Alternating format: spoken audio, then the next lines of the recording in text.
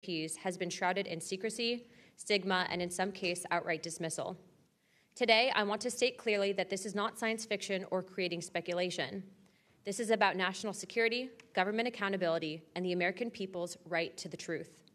I have spoken now to a number of whistleblowers from the military, to include the infamous Eglin Air Force Base incident that occurred when myself and former Representative Matt Gaetz, as well as Representative Burchett, followed up on a lead from multiple active-duty Air Force pilot whistleblowers that alleged that the United States Air Force was covering up UAP activity at Eglin Air Force Base.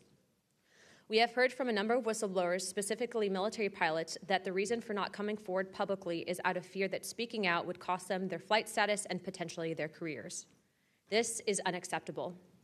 We cannot protect our airspaces if our best trained observers are silenced. We cannot advance science if we refuse to ask questions. And we cannot maintain trust in government if we keep the American people in the dark. Now, Congress has tried to fix this problem. Congress tried to create formal channels through the All-Domain Anomaly Resolution Office, also known as AARO, and the Intelligence Community Inspector General for service members and officials to make disclosures. But the reality, the reports come in are often to brush aside, slow-walked, or met with skepticism rather than serious investigation. Recently, the former AARO director, known as Sean Kilpatrick, attacked our witnesses and members on this committee. It should be noted that he's a documented liar and brings into question what his purpose at AARO really was if it was not to follow up on investigations and disclose his findings to members of Congress. A former Deputy Assistant Secretary of Defense for Intelligence, Chris Mellon, described a report published by AARO that found no evidence that any USG investigation, academic-sponsored research, or official review panel has confirmed any sighting of UAP-represented extraterrestrial technology. As the most error-ridden and unsatisfactory government report I can recall reading during after decades of government service. Mellon further noted that this was a first error report submitted to Congress without the Director of National Intelligence's sign-off and seemingly excluded input from any scholars or experts who have studied or written extensively about this topic, as would normally be in any other case in this field.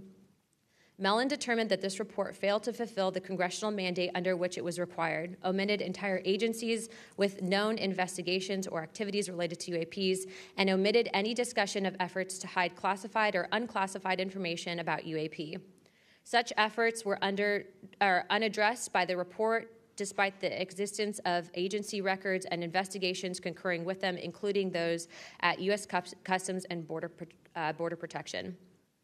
If we set up offices and oversight bodies only to let them become graveyards for testimony, or worse yet, ruses for pretending to investigate when in actuality there was no follow-up, then we are not doing our jobs.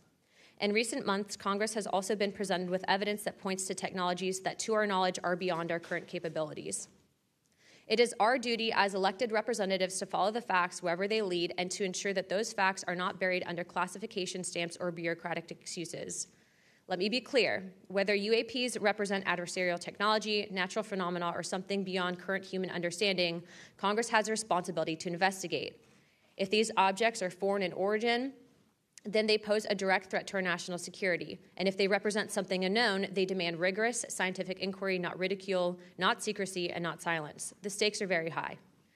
Adversarial nations are not waiting for us to catch up. They are studying these phenomena as well aggressively, as multiple nations have also announced their own parliamentary investigations into this very topic.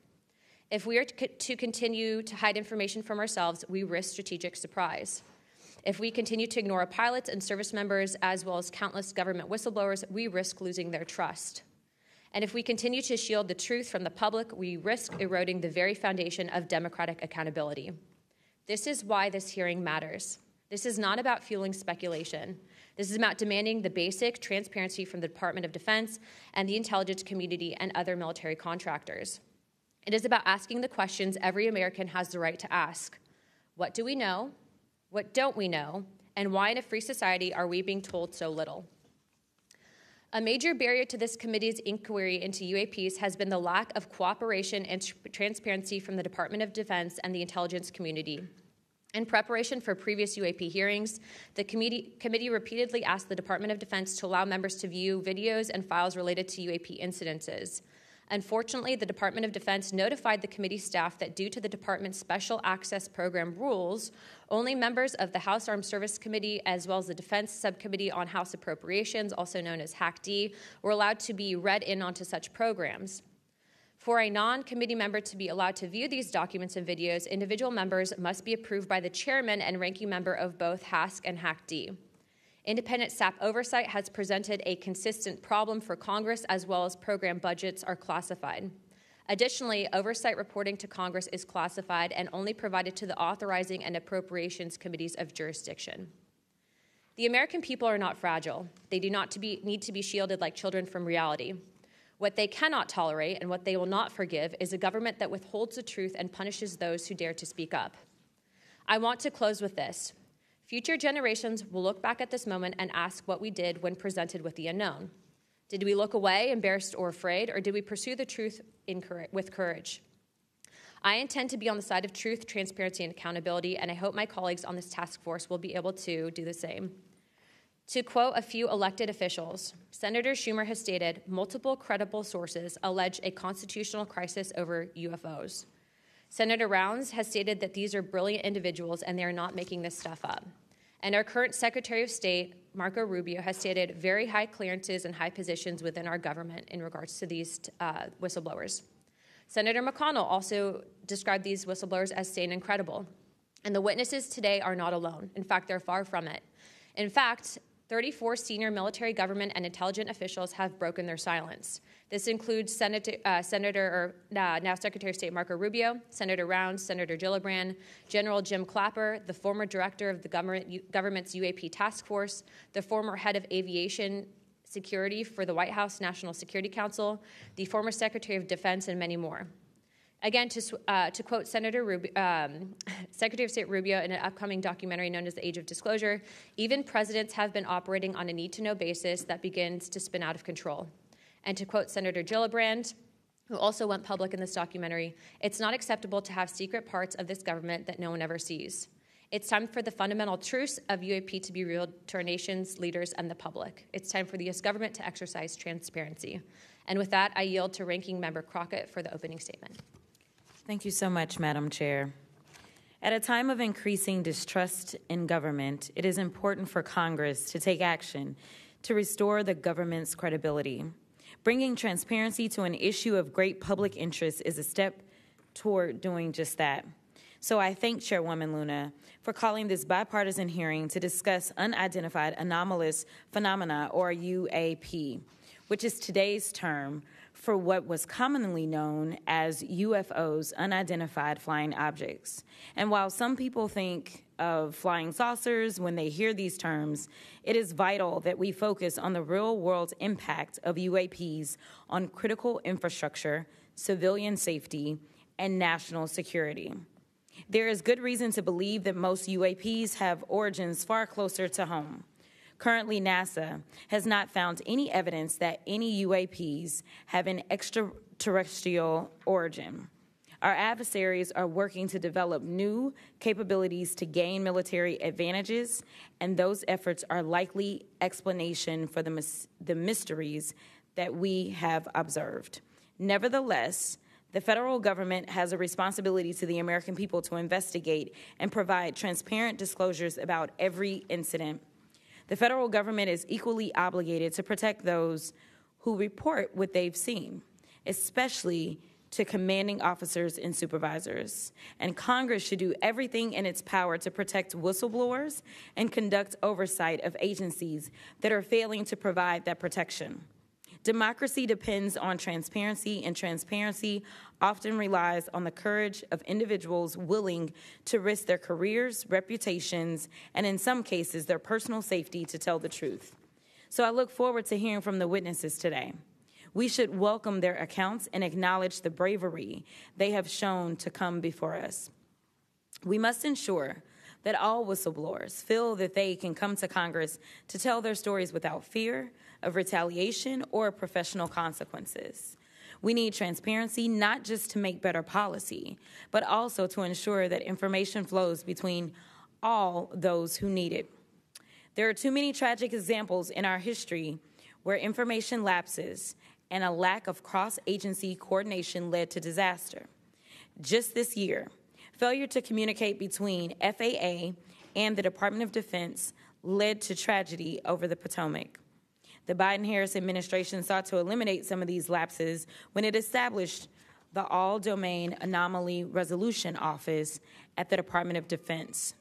AARO can convene sources from all branches of military, the FAA, and NASA to combine forces to create a comprehensive picture of what is happening in our skies. Some UAP reports have perfectly normal explanations: satellites, consumer drones, weather balloons, even pranks.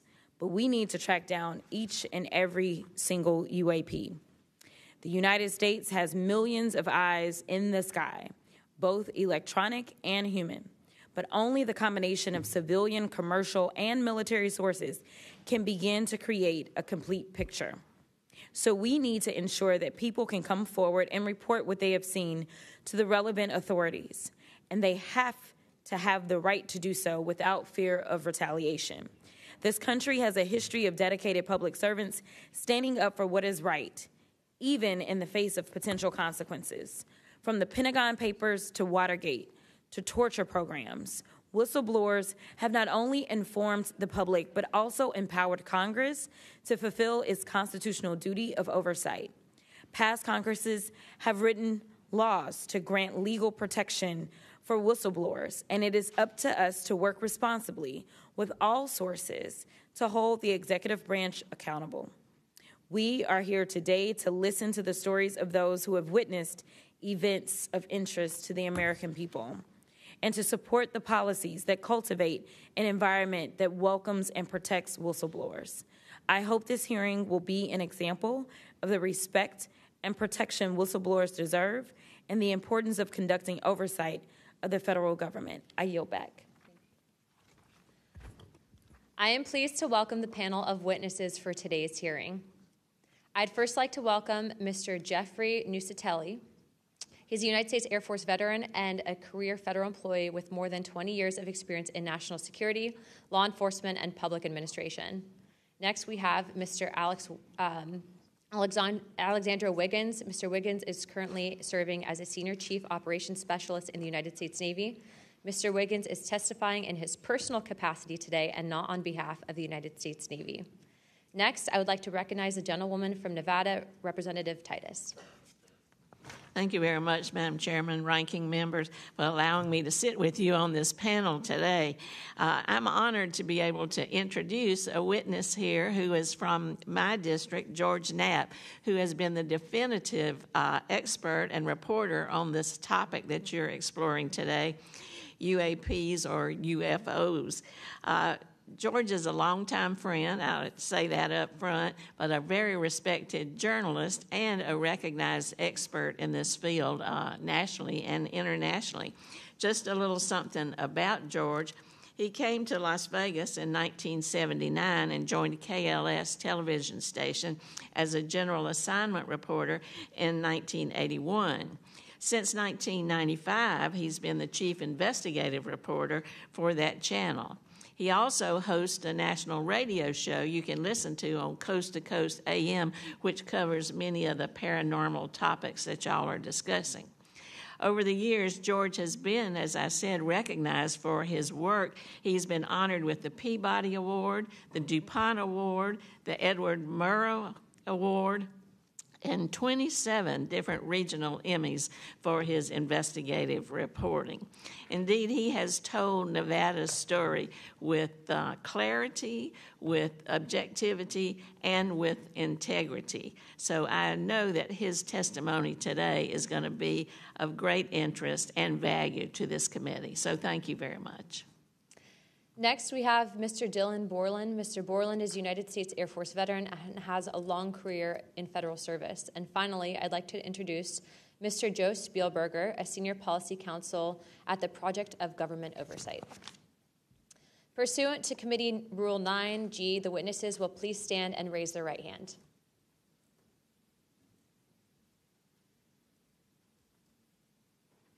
Do you solemnly swear or affirm that the testimony that you're about to give is the truth, the whole truth, and the nothing but the truth, so help you God? Let the record show that the witnesses answered in affirmative. Thank you. You may take your seat. We appreciate you being here today, and I look forward to hearing your testimony.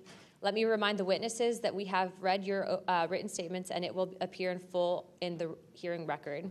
Please limit your oral statements to 5 minutes, but I understand you have a lot to get through, so if it goes a little over, don't worry about it. As a reminder, please press the button on the microphone in front of you so that it is on and the members can hear you. When you begin to speak, the light in front of you will turn green. After 4 minutes, the light will turn yellow, and when the red light comes on, your 5 minutes have expired, and we will ask you to please wrap it up. I now recognize Mr. Nuccetelli for his opening statement. Good morning. Thank you, Chairwoman Luna, Ranking Member Crockett, and members of the task force for giving us the opportunity to testify today. My name is Jeffrey Nuccetelli. I'm a former military police officer with 16 years of active duty service in the U.S. Air Force. I'm here today because the American people have both the right and the responsibility to know the truth about unidentified aerial phenomenon. That truth remains hidden, classified and silenced by fear, retaliation, stigma, and confusion. Today, we are here to help break that silence. Between 2003 and 2005, 5 UAP incidents occurred at Vandenberg Air Force Base, home to the National Missile Defense Project, a top national security priority. At the time, we were conducting launches deemed by the National Reconnaissance Office as the most important in 25 years. These were historic launches. These facilities were vital, and they were repeatedly visited by UAP. Each incident was witnessed by multiple personnel, documented, investigated, and reported up the chain of command. We sent information up, but we got no guidance down on how to handle these events. I personally witnessed one of these events and investigated others as they occurred. 6 other service members have provided me with the information that I will share with you today. The incursions began on October 14, 2003, when Boeing contractors reported a massive glowing red square silently hovering over 2 missile defense sites. After several minutes, it drifted further east onto the base and vanished over the hills. This event, now known as the Vandenberg Red Square, was referenced by Representative Luna at the first hearing on this topic. Official Air Force records of this event are in possession by Aero and the FBI. Later that night, while I was on duty, security guards at a critical launch site reported a bright, fast-moving object over the ocean. I responded to the incident. Chaos ensued over the radio as the object approached rapidly. I heard my friends screaming, "It's coming right at us, it's coming right for us, and now it's right here." Moments later, I heard them say that it had shot off and was gone. When I arrived on scene, I talked to 5 shaken witnesses who described a massive triangular craft larger than a football field that hovered silently for about 45 seconds over their entry control point before shooting away at impossible speed. About a week later, another patrol reported a light over the ocean behaving erratically. Believing it might be an unannounced aircraft, they declared an emergency, and an armed response force responded.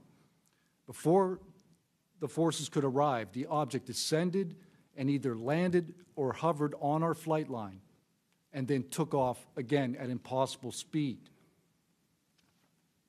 The witnesses to this event were threatened and intimidated afterward. They were told to keep quiet and think about what they were reporting. After that, things did get quiet until about 2005, when another patrol reported a massive triangular craft larger than a C-130 silently floating over the installation. He watched it for a few minutes. It traveled west and disappeared into the night.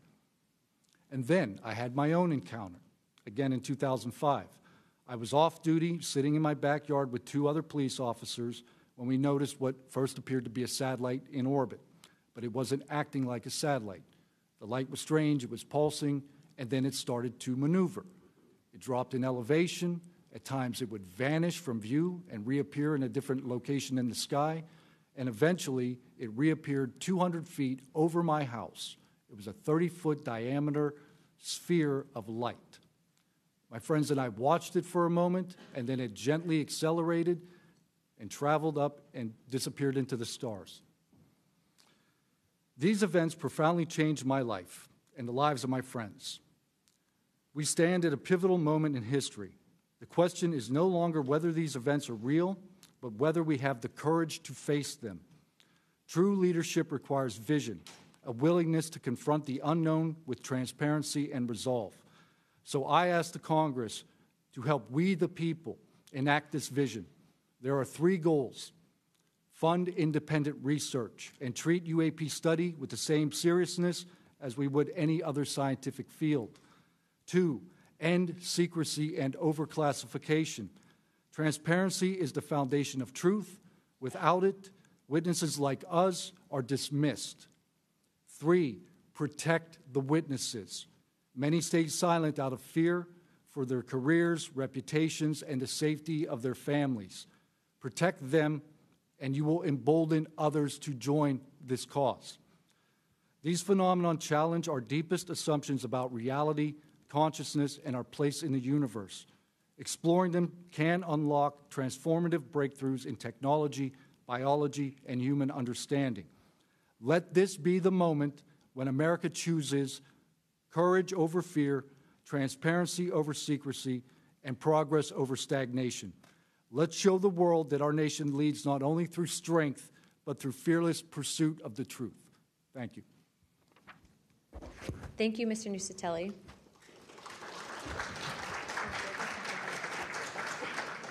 He's not on here.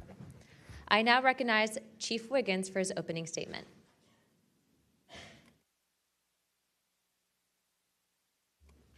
Please press your button. Thank you. Good morning, Chairwoman Luna, Ranking Member Crockett, and members of the task force and the committee. Thank you for the opportunity to testify today. My name is Alexandro Wiggins. I'm an active duty U.S. Navy Operations Specialist, Senior Chief Petty Officer, father of 3, and dedicated American testifying today in my personal capacity. The views I share are my own, and I do not represent the official positions of the Department of the Navy or any subordinate organization. On the evening of February 15th, 2023, at approximately 19:15 PST, in the Whiskey 291 warning area off the coast of Southern California, I was serving on board USS Jackson. During that period, I moved between the Interior Communications Center, ICC-1, and the bridge wing, correlating the sensor picture with visual observations, part of my routine responsibilities for surface and air picture management. What I observed and what our crew recorded was not consistent with conventional aircraft or drones as they appear on our system. A self-luminous tic-tac-shaped object emerged from the ocean before linking up with 3 other similar objects. The 4 then disappeared simultaneously with a high synchronized, near instantaneous acceleration. I observed no sonic boom and no conventional propulsion signatures, no exhaust plume, no control surface articulation on the Sapphire image system. Shortly after the synchronized departure, radar tracks dropped. These observations were multi-sensor and recorded inside of ICC-1 with time location overlay visible in our source frames that have been made public by journalists. From my experience operating in this region over many years and consistent with our public characterized encounters, unidentified objects reoccur in United States operation areas off Southern California. That fact alone does not tell us what they are, but it does argue the systematic stigma-free reporting and for the preservation of sensor data so analysts can evaluate safe and intelligence implications with rigor. I want to underscore 3 points for the task force and the committee. Aviation and maritime safety.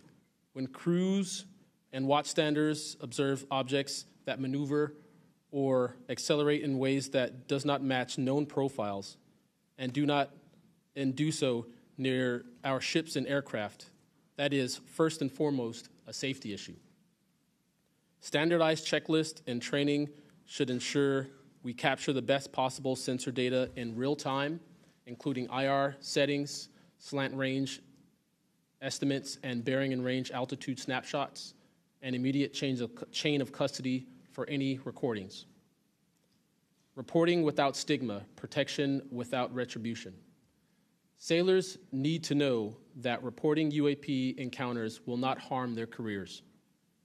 Congress can help by reinforcing witness protection and by directing the relevant office to maintain confidential, destigmatized channels for service members who step forward with data. Declassification and transparency where possible. The task force declassification mission is directly relevant here. Where operational security permits releasing metadata preserved sensor excerpts or at least technical summaries would improve public trust and accelerate outside scientific scrutiny. That includes, when feasible, the time georeference IR frames and radar parameters needed for independent analysis. To be clear, I am not here to make claims beyond my lane. I am here to provide a first-hand account of what I saw, what our systems recorded, and why it matters for safety, for intelligence, and public confidence. My request to you is practical. Help us capture, protect, fairly evaluate the evidence, and provide a safe pathway for those in uniform to report it. In closing, I want to thank the committee and the task force for holding this hearing and for placing this discussion in a forum where evidence can be examined carefully and openly. I appreciate your attention and stand ready to answer your questions. Thank you. Thank you, Chief.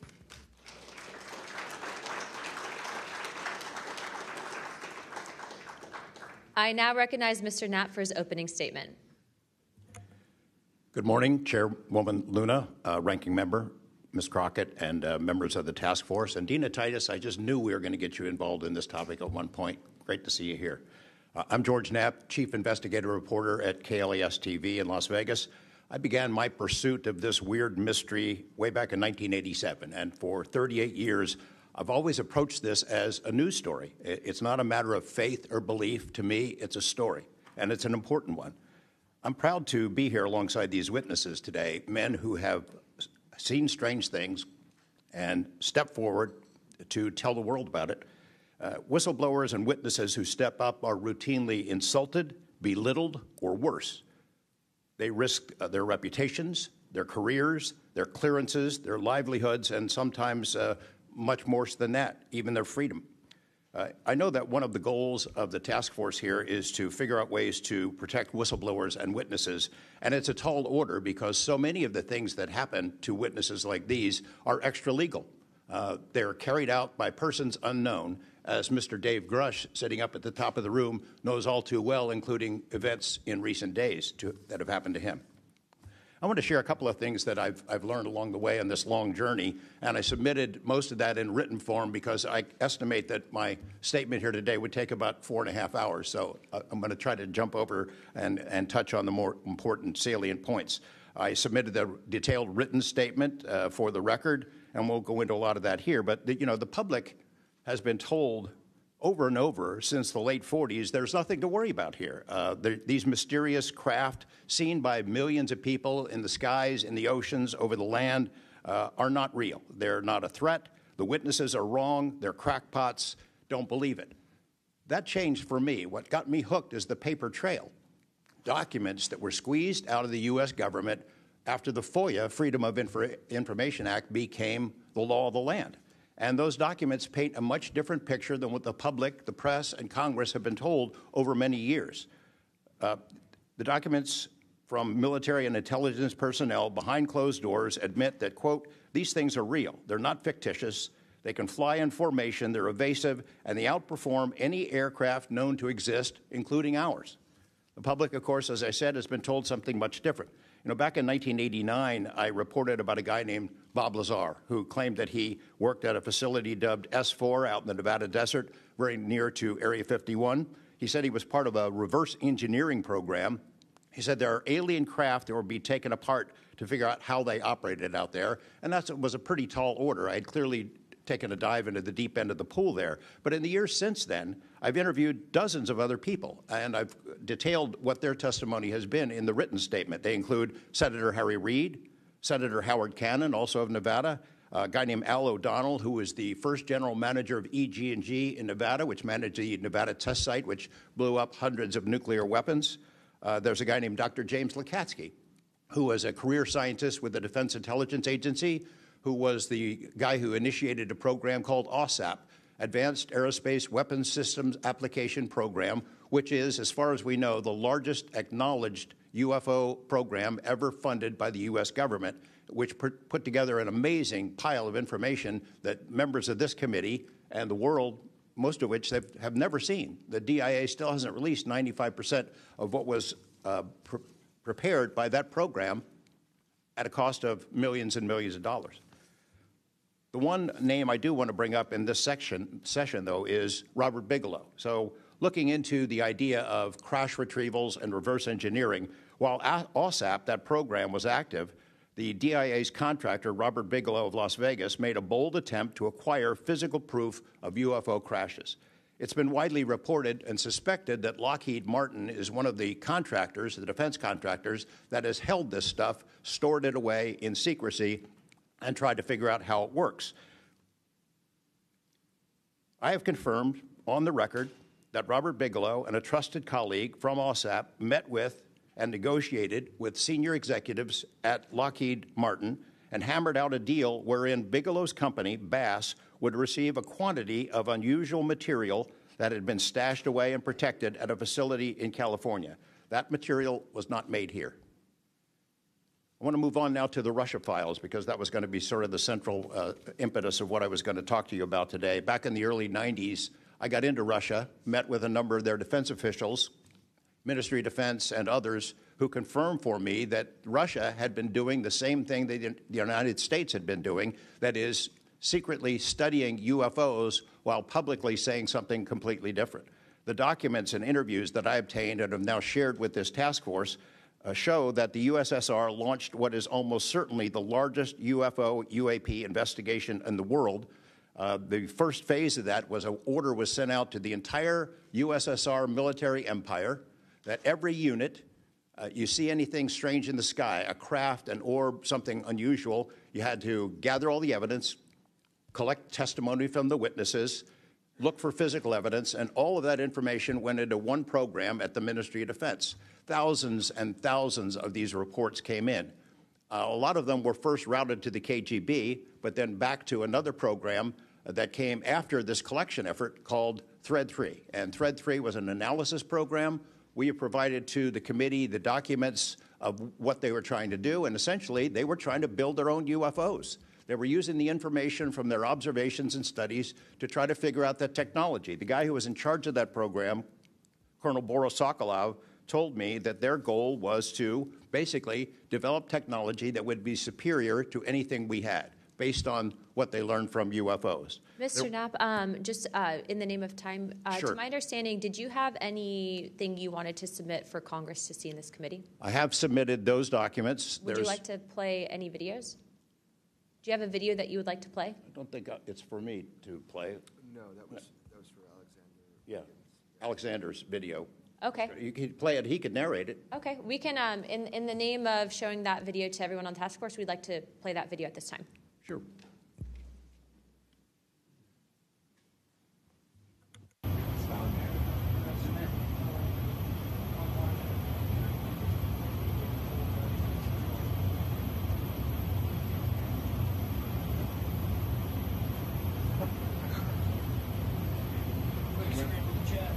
Wouldn't surprise you, I tell you. You call it the VVSS team. Yeah, like 22,000 feet.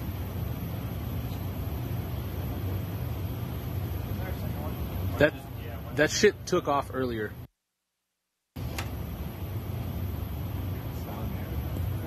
If we can get rid of the audio real quick. Mr. Wiggins and Mr. Knapp, we'll get back to what that video was in a moment, but we just want to make sure that it was entered into the record, as well as all the documents. Those will be able to be publicly found for everyone in the country to view. If we could, Mr. Knapp, we'll continue on the line of questioning, but I'm going to move on to Mr. Borland's opening statement.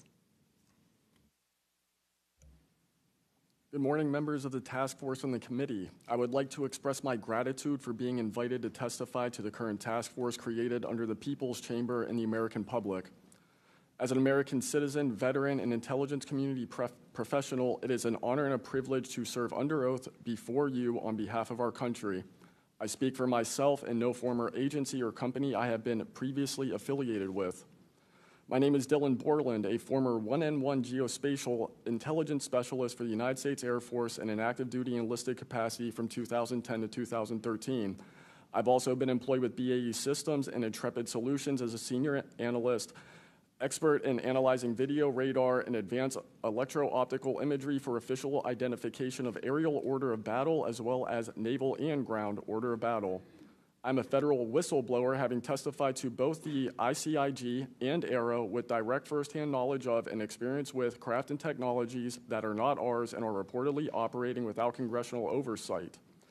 Because of my direct knowledge of the reality of certain legacy UAP programs, my professional career was deliberately obstructed, and I have endured sustained reprisals from government agencies for over a decade. From 2011 to 2013, I was stationed at Langley Air Force Base, Virginia, conducting 24-hour operations via manned and unmanned aerial vehicles for Special Operations Forces in the global war on terror. During the summer of 2012, my team was on standby for weather, and I returned to my barracks on base, and at approximately 01:30, I saw an approximately 100-foot equilateral triangle take off from near the NASA hangar on the base. The craft interfered with my telephone, did not have any sound, and the material it was made of appeared fluid or dynamic. I was under this triangular craft for a few minutes, and then it rapidly ascended to commercial jet level in seconds, displaying zero kinetic disturbance, sound, or wind displacement. Some years after that experience, I was further exposed to classified information from the UAP legacy crash retrieval program through a sensitive position I held within a special access program. During this time, intelligence officers approached me in fear for their own careers, citing misconduct within these programs and similar retaliation that I was already enduring at this time. These issues include medical malpractice committed by Veterans Affairs staff, denial of work I performed while enlisted in the United States Air Force, forged and manipulated employment documents, workplace harassment, including colleagues being directed to not speak with me, manipulation of my security clearance by certain agencies, blocking, delaying, and ultimately removing my ability to be employed within the IC. The retaliation I face and the retaliation against individuals I know who worked in these programs is what convinced me in March 2023 to become a whistleblower. I came forward out of concern for people's lives and to ensure I did everything I could to let our elected representatives know the truth about what is really happening in the executive branch. At the end of March 2023, I agreed to meet with ARROW following the suggestion of other federal officials believing it was what our nation required of me. I had reservations with ARROW due to assessments they were reporting publicly at the time as a misrepresentation of the truth. Because of these concerns, I did not share sources and methods information in order to protect current and former federal personnel who had firsthand exposure to technologies of unknown origin. I did not want anyone to face further retaliation beyond what they had already endured. And unfortunately, a staff member ended up getting in some trouble because of that. After David Grush testified under oath in the summer of 2023 and provided historic disclosure, I was then asked to go to the ICIG and did so in August 2023. It was very clear early on during my intake interview, which was video recorded under oath, that the objective was to solely assess how much I know and not move forward with an investigation with new information I provided them. The aftermath of that IG complaint still troubles me to this day. Since my ICIG complaint, I've been prevented from resuming prior employment and can confirm I'm still blacklisted from certain agencies within the intelligence community. In addition, multiple agencies attempted phishing attacks to assess what I had divulged to the Inspector General, including being asked to disclose details of my ICIG complaint during a CI polygraph for a position unrelated to UFO UAP matters as recently as November 2024. As I sit before you today, I and many other whistleblowers have no job prospects, no foreseeable professional future in a nation every single one of us came forward to defend. Numerous individuals have come forward in various ways to reveal the truth of the UAP reality as patriots and defenders of our nation. Yet many feel discarded, isolated, hopeless, separated from the country they serve. Efforts to rectify this situation for all whistleblowers have been difficult and troubling. And to my fellow whistleblowers and officials who know this information, I offer you my apology, something that I have never gotten, and I'm giving it to you. I swore an oath to the Constitution of the United States, an oath that demands truth and transparency for our democratic republic to function. Each day, these truths remain hidden from our citizens. Humanity drifts further from the principles our nation was founded to uphold. Each day, victims of crimes committed by agencies and companies maintaining this secrecy are denied justice as another day our Constitution is shredded. In 2023, Patriots provided this committee and the executive branch with undeniable proof of the UAP reality, and I commend your continued commitment. The future of humanity is one which we either travel to the stars or regress to the Stone Age with this technology. My career has been to deliver critical information to decision makers. Your role as elected by your representatives is to act on it. The time to act is now. Thank you.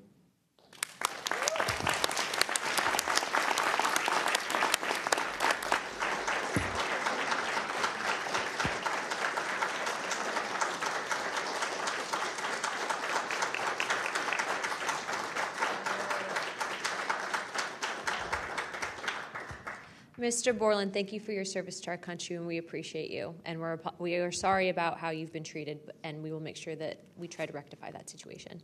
Thank you, ma'am. Mr. Spielberger, please, your opening remarks. Chairwoman Luna, Ranking Member Crockett, and Task Force members, thank you for the opportunity to testify here today about the importance of strengthening whistleblower protections, especially in the context of national security. I'm a senior policy counsel at the Project on Government Oversight, a nonpartisan independent watchdog organization that investigates and exposes waste, corruption, abuse of power, and when the government fails to serve the public or silences those who report wrongdoing. Whistleblowers are the first line of defense to root out waste, fraud, abuse of power, and corruption in our government. Congress relies on whistleblowers so that it can fully exercise its oversight and legislative authorities. It's understandable that former presidents of both parties have often taken a hostile approach toward whistleblowers. Their disclosures can embarrass the president and their political party or even lead to a national scandal. But whistleblowers continue to play a vital role during both Democratic and Republican administrations. They help Congress and the public identify and understand what government corruption looks like. Their disclosures fuel investigations and allow us to address wrongdoing and hold those responsible to account. That's why historically there's been a strong bipartisan consensus in Congress to support and protect whistleblowers. Doing so protects the country and ensures our government is more responsive and accountable to the people.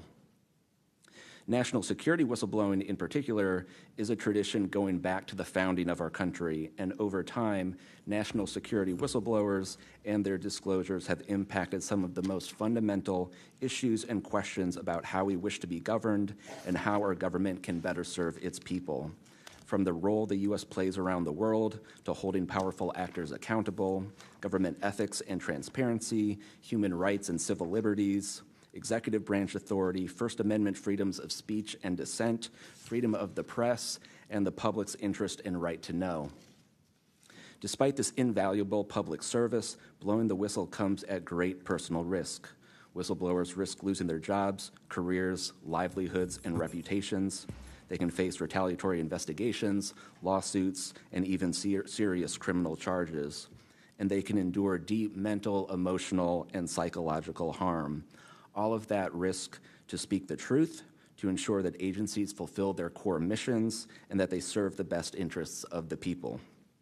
Those who retaliate against whistleblowers don't just violate their legal rights, they inflict real harm on our government and betray the public's trust.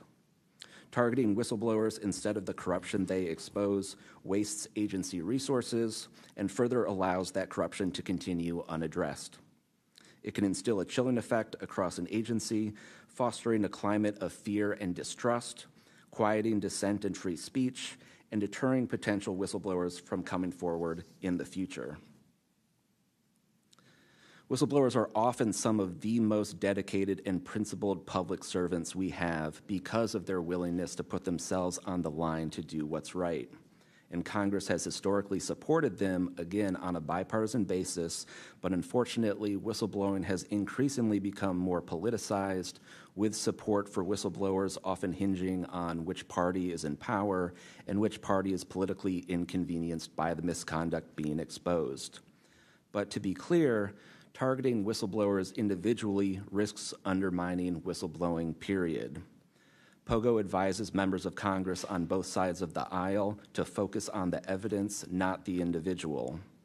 We will always need whistleblowers to achieve the government that best serves its people, because when people of conscience, integrity, and good character refuse to speak up out of fear, complacency, or self-preservation, and leave corruption to fester behind closed doors, that is probably the most dangerous risk of all. If we are serious about increasing government transparency and restoring the public's trust, we need public servants committed to the truth. Whistleblowers need safe and effective channels to make lawful disclosures. They need stronger protections against retaliation, and when they do face retaliation, they need a fair shot to be made whole. Congress has made strides to pass whistleblower legislation, and these laws need to be updated and expanded so that whistleblowers truly receive the protections they need, retaliators are held accountable, and we can achieve the type of government the people deserve. We strongly urge Congress to continue its historic tradition of championing the rights and protections of all whistleblowers. Thank you again for the opportunity to testify here this morning. POGO is committed to working with you and the Oversight Committee to address these critical issues. I look forward to any questions. Thank you, sir, very much. Additionally, without objection, the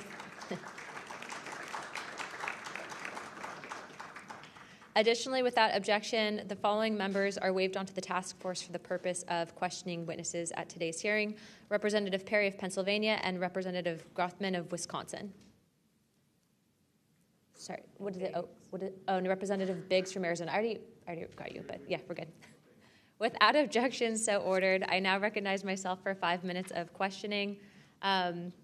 Also, as my friend Mr. Moskowitz might have to go, would you like to go now? Okay, all right. Mr. Borland, in your testimony, you described witnessing large triangular craft while stationed at Langley Air Force Base in 2012. Can you explain what you observed in terms of size, behavior, and why you're confident it was not conventional technology? Great question, ma'am. So on the base, I lived in the barracks. There was a little smoke pit outside. I was there on the telephone and looking across to the flight line, and I see a white light pop up and stop about 100 feet in the air. I thought it was a weather balloon. I've seen tests from there before, weeknight, normal thing, not surprising. I actually finished my cigarette, and I began walking up towards the flight line. There is a track, and because I was on 3 months of night work, I would walk the track at night when we were weather down. And as I began walking towards the light, towards the flight line and the track, the light then flies across the base, across the flight line, and as it flies to me, a triangle manifests around the light. I can't tell you if it's active camouflage. I can't tell you if it appeared around the light, but I can tell you that it was a white light, and then it was a triangle. It stopped about 100 feet in front of me and approximately 100 feet above me. My telephone got extremely hot, completely froze, dead. I remember how thick it was. It was between 1 to 2 stories thick, equilateral triangle. I could never see the top of it, and the edges were 90 degrees. There were 4 lights in total, 1 light on each corner, and a larger light in the center, 2 to 3 times the size of the corner lights. But what was really odd was the outside. The best way to describe it is like looking at a James Webb telescope picture where you have the colors and then the black background. So the craft itself was this black metallic flake paint, but on top of the craft was this gold, lava, plasma, some type of fluid going over and around the craft. I'm under this for about 2 to 3 minutes, and then the center light flashes 2 to 3 times, no sound, immediately shoots up to commercial jet level minimum, in my opinion, and I immediately feel static electricity all over my body, and then I smell the smell of after a thunderstorm or lightning storm, that really strong summer thunderstorm smell. Gets up to flight level. I'm trying to get my phone reset, and I can only see the center light at this point. If I didn't actually see it take off, I would have thought it was a star. And then it hovers up there, and it begins to slowly move due east out over the Atlantic Ocean. I finally got my phone reset. The entire thing was about, from the time I saw the light pop up near the hangar until it took off out over the ocean, was about 15 minutes. And following up to that question, after you disclose this information to the Intelligence Community Inspector General, you're subject to phishing attempts and job blacklisting. How widespread do you think this is across the intelligence community for those who raise concerns regarding UAP programs? It's a difficult question to answer. I think prior to David Grush and people beginning this process of bringing people into awareness of the reality of these programs and certain things people have witnessed, probably extremely widespread. I think today there's still an issue, but because people are able to come before you and people are speaking out, I think it has been somewhat less. I would hope, though, that people would, because if this goes back into closed doors, this is going to get really ugly. What type of behavior have you witnessed from former Aero Director Sean Kilpatrick as well as his staff in relate to this information you provided to them? Did they ever try to classify this information as non-human technology? Good question. The problem with this is that I know what I experienced firsthand, and I know other things. I think the staff at Aero that I met with in March of 2023, I think they were good people doing the job they were told to do. I did not meet with Kirkpatrick. He was either not present or did not want to meet me that day. However, they did classify information about the reality of this subject, and it was very concerning because in my Aero MFR, they had actually referenced a former staff member that was the one who told me to go there, and they probably shouldn't have done that. And real quick before my time is up, and we might go to second round of questioning just so you're all aware, how important, given everything that you've seen and experienced, is the UAP Disclosure Act of 2025 in restoring both public accountability and trust?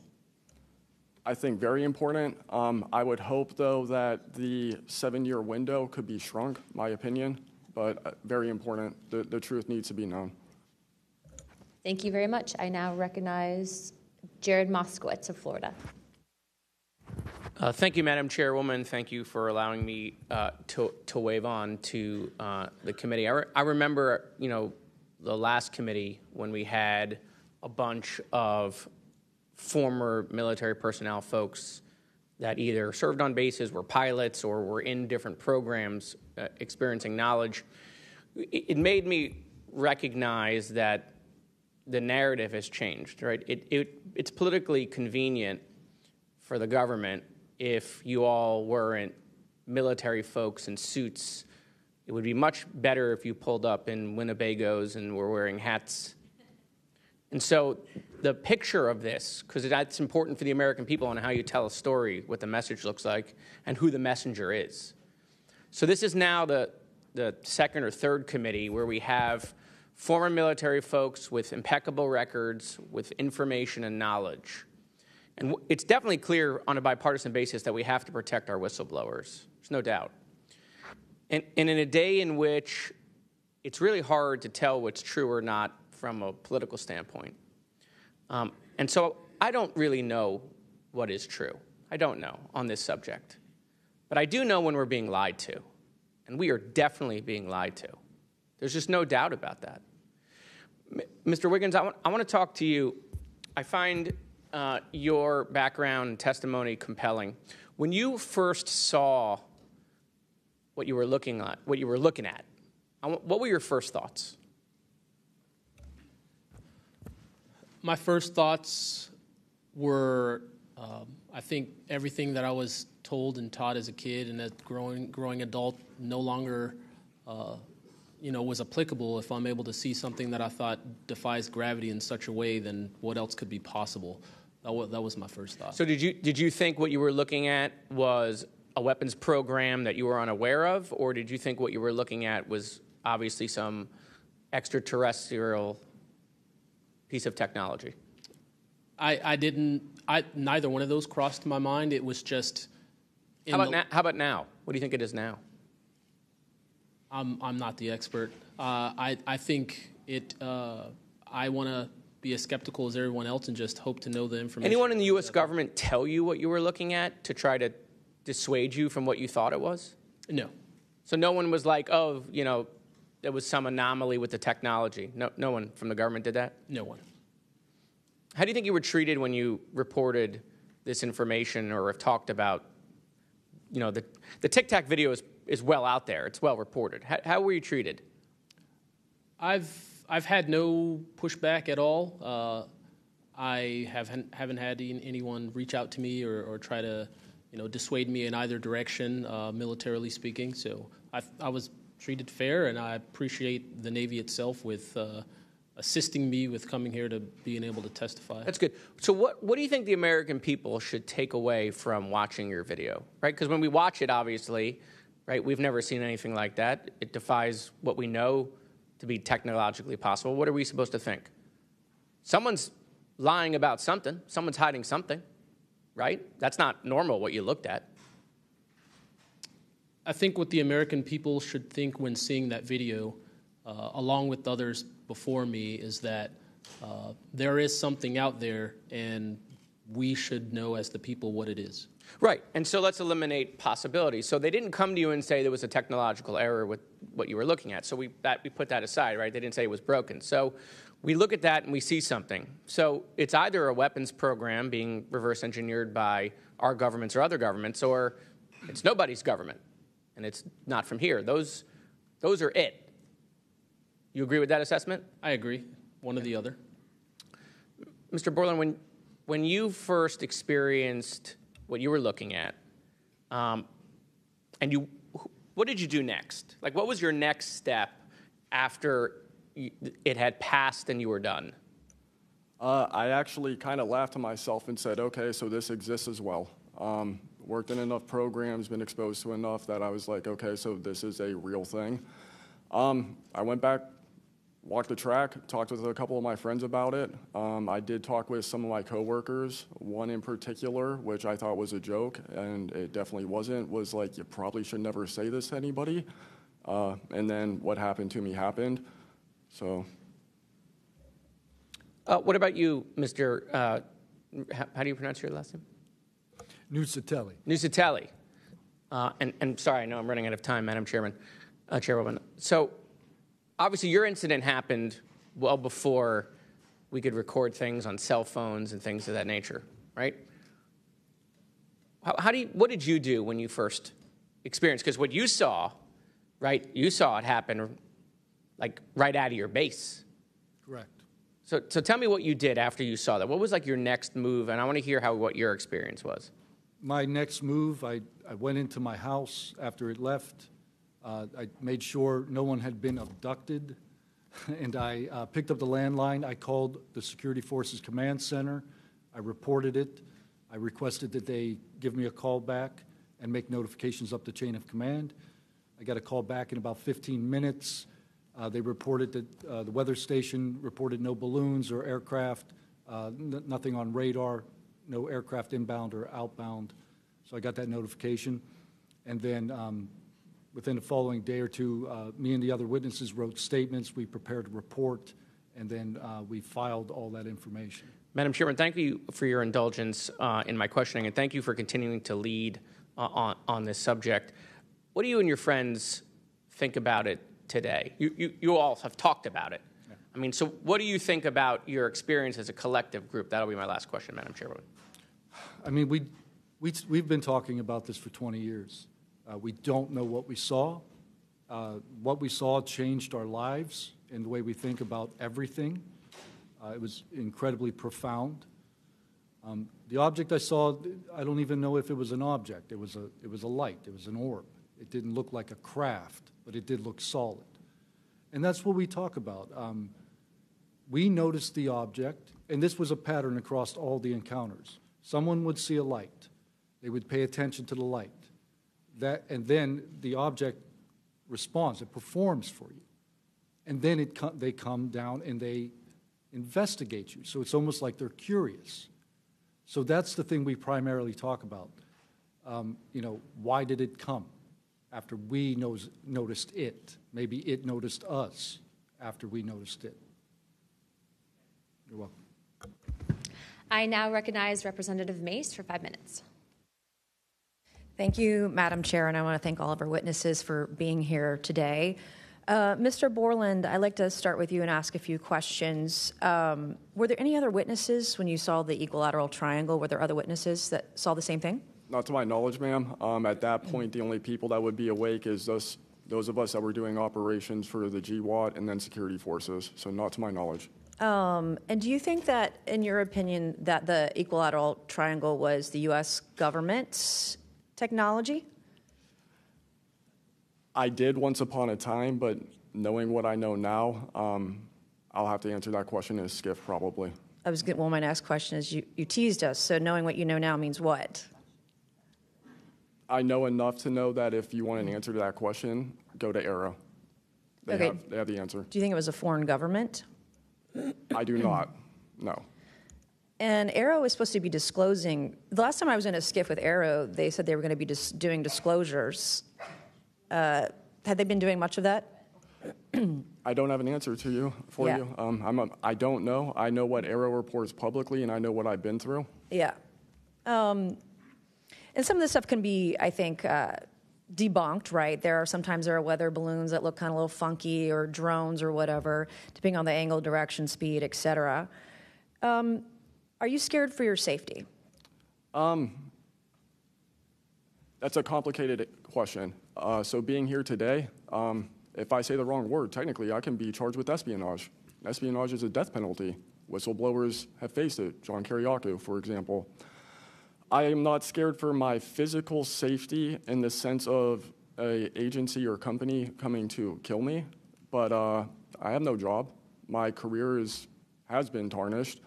I'm unemployed, living off of unemployment for the next 3-4 weeks until that's gone. So it's a complicated question. Have there been stories leaked about your life to try to discredit you in the public eye? As of now, I don't know. We know they did that to Mr. Grush. I am aware. Yes, ma'am. They leaked his private medical information, horrific things. It is. Okay, you said in your testimony earlier with the chairwoman, you know other things. I guess that has to be mentioned in a skiff. It would. The other things. It would, pending I'm even legally allowed to speak on, and the people in the room are even legally allowed to hear it. And is that, would we need to know the compartmentalized word, like what the code word is, or the name of the program, the special access program, in order to even hear it? You have to know the word, right? I would suggest the name of it, right? I would suggest that to be asked to DNI Gabbard and work with her for that, because I can't give you the answer on what is the requirement. But this is what the U.S. government does, right? They compartmentalize the information. Only certain people know the name of the program, and if you don't know it, you can't get the information. If you don't have the name, you don't know what to ask for. Even when we're reviewing the budget, we go into a skiff, we look at DOD budget and the budget of black box programs, and we don't know what we're looking at because we don't know what these programs are. Is it a way for the government to hide from Congress what's really going on and where the money's going? In my opinion, absolutely, yes. You mentioned, too, in your testimony earlier that, quote, you went to speak with the government and they said somebody's name, a colleague's name, and you said they shouldn't have mentioned that staff person's name. What does that mean?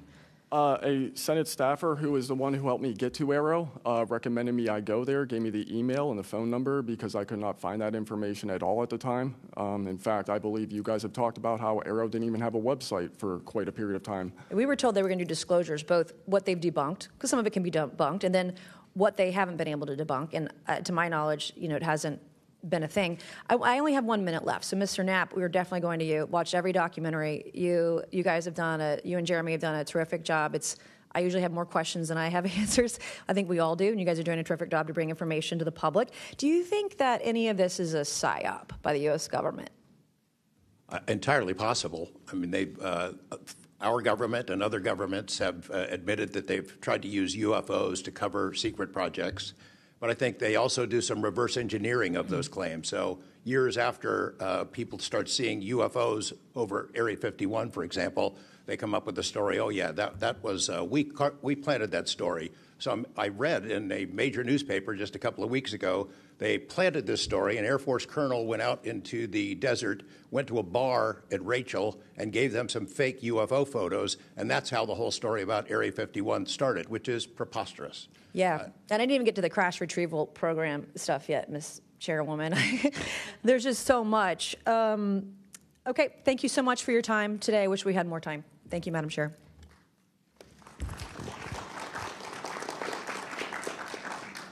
I now recognize Ms. Crockett for 5 minutes. Thank you so much, Madam Chair, and thank you so much to each of the witnesses that have come before us today. The federal government has had a long-standing overclassification issue in general. We all know that, from the assassinations of MLK and Malcolm X to the COINTELPRO and torture programs to now UAPs. The federal government has kept the American public in the dark about issues of immense public interest. The federal government has routinely made excuses for failing to provide transparency to the public, the most common of which is national security concerns. Mr. Spielberger, can you provide an example of when national security was inappropriately used as a pretext for classification? Congresswoman, probably one of the most infamous examples of that is the 9/11 Commission that found that overclassification was a key factor in the failure to adequately prevent the attacks of that day. In addition to that, what lessons from these oversight failures should guide Congress in approaching UAP oversight? Generally speaking, we would advise this Congress to ensure that agencies adopt a general policy in favor of disclosure instead of a knee-jerk needing to overclassify information in documents. We should ensure that when information is classified or deemed sensitive, it's only for legitimate national security and privacy concerns. And we would recommend adding additional factors to the considerations of cost, value, and certainly to the extent that it's critical for the public interest and the public's right to know, especially when we are talking about these very serious national security concerns and implications. Can you speak to how whistleblowers have historically helped Congress uncover the truth in other areas and how that might apply here? Absolutely. So again, Congress has always relied on whistleblowers coming forward and making disclosures in a number of different issues across different agencies, anything from national security to airline safety, railway safety, environmental concerns, workplace health and safety, a lot of issues coming out of the COVID pandemic, for example. Whistleblowers have come forward with important disclosures on just about any critical issue affecting our government and affecting the American people, all of which have grave implications for the rights and protections that we have and how we live our lives in communities across the country. How important is it for whistleblowers to have strong protections when it comes to UAP-related disclosures or disclosures of other topics of excessive government secrecy?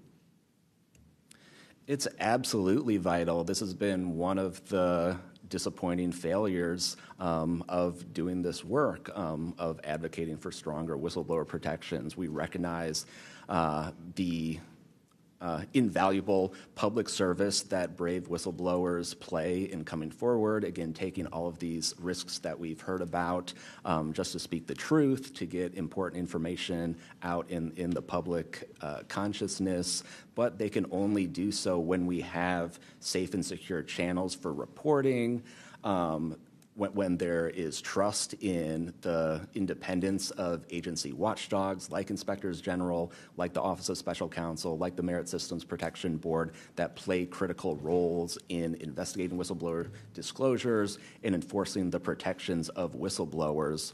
All of that is essential to allow whistleblowers to keep coming forward and playing these incredibly important public roles. Thank you so much. Let me just say this. People look at Congress, especially now, and they see a lack of unity. They don't see the ability for us to come together really on much of anything. I will say that I do applaud the chairwoman and the work of this committee because for once I feel like we are focusing on governing, which should be about transparency.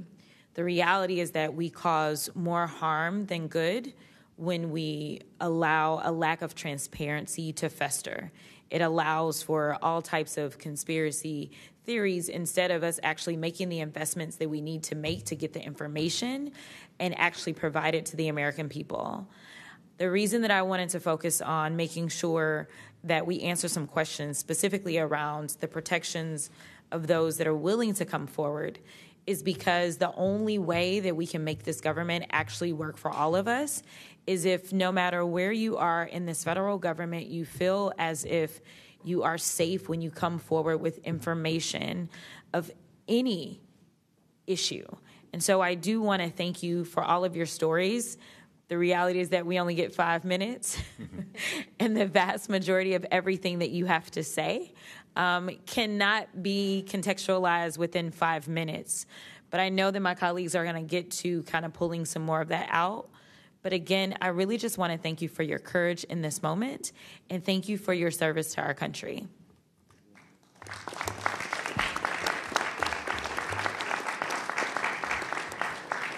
I now recognize Mr. Burchett from Tennessee for 5 minutes. Thank you, Chair Lady, and thank you, Ranking Member Crockett. I see a lot of friends out there, and I see a couple enemies, so I'll kind of remember that.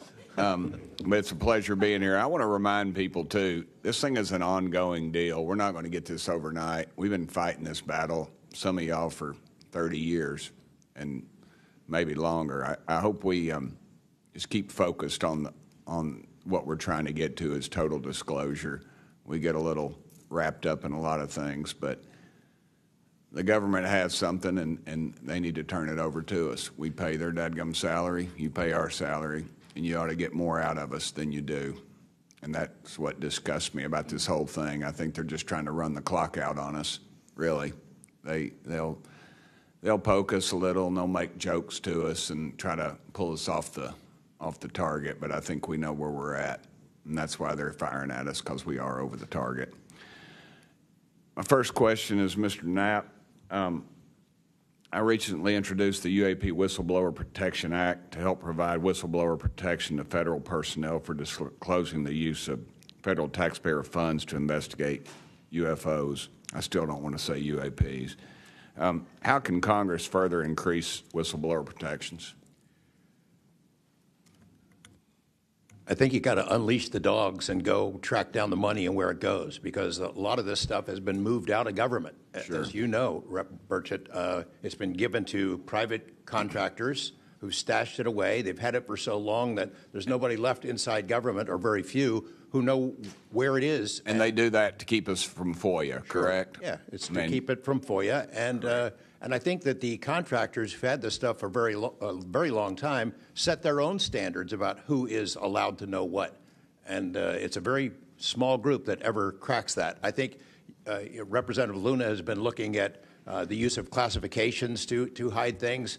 I'm not sure that even this committee getting security clearances that should allow you to see this stuff would allow you to follow where it really goes. I worry about the people that are looking at it and don't even know what they're looking at. I mean, it's gone through so many, since Roswell, for instance. I mean, you think there's nobody even alive that was around any of that stuff. Yeah, so. I don't think they've made much progress from the people that I've talked to. I don't think they've made much progress in learning that technology. Might have made some, but you wonder, the implication is tic-tac. Oh, yeah, that's ours. What flew over Washington, D.C. in 52, is that ours too? When are you going to break that out? You guys authorized tens of billions, hundreds of billions of dollars on weapon systems that can't do half of what we've seen UFOs do. So when do they break this out if it's really a classified project could change the world? I don't think they've made much progress, and I think they've been lying to us and to you and the rest of the world, and they're still doing it. Yes, sir, I agree with you. How did you manage to obtain the classified Russian UAP documents, and how did you get them back in the United States? Well, I met this Russian physicist who was in the United States lecturing. And I want to clarify that. I can't even take a thing of honey home on my airplane when I fly back to Tennessee. Yeah, so I did something pretty dumb. And I'm bitter about it, but go ahead. I did something kind of dumb. I met with these officials who, during that time period, glasnost, perestroika, the Russians were trying to open up to the world, and I saw it as a window of opportunity, and it was. And we were able to talk these folks into providing us information that otherwise we would never have seen. Some of that was classified. I found out that they only stamped the top pages of these documents that were classified, so I just removed them. I removed those pages, and I carried them out. And if they'd caught me, I'd be in a gulag still. Yeah. We'd be saying, what happened to George Knapp? Oh, yeah. What happened to the Russians that came forward to you in 1993, and were there any repercussions for them?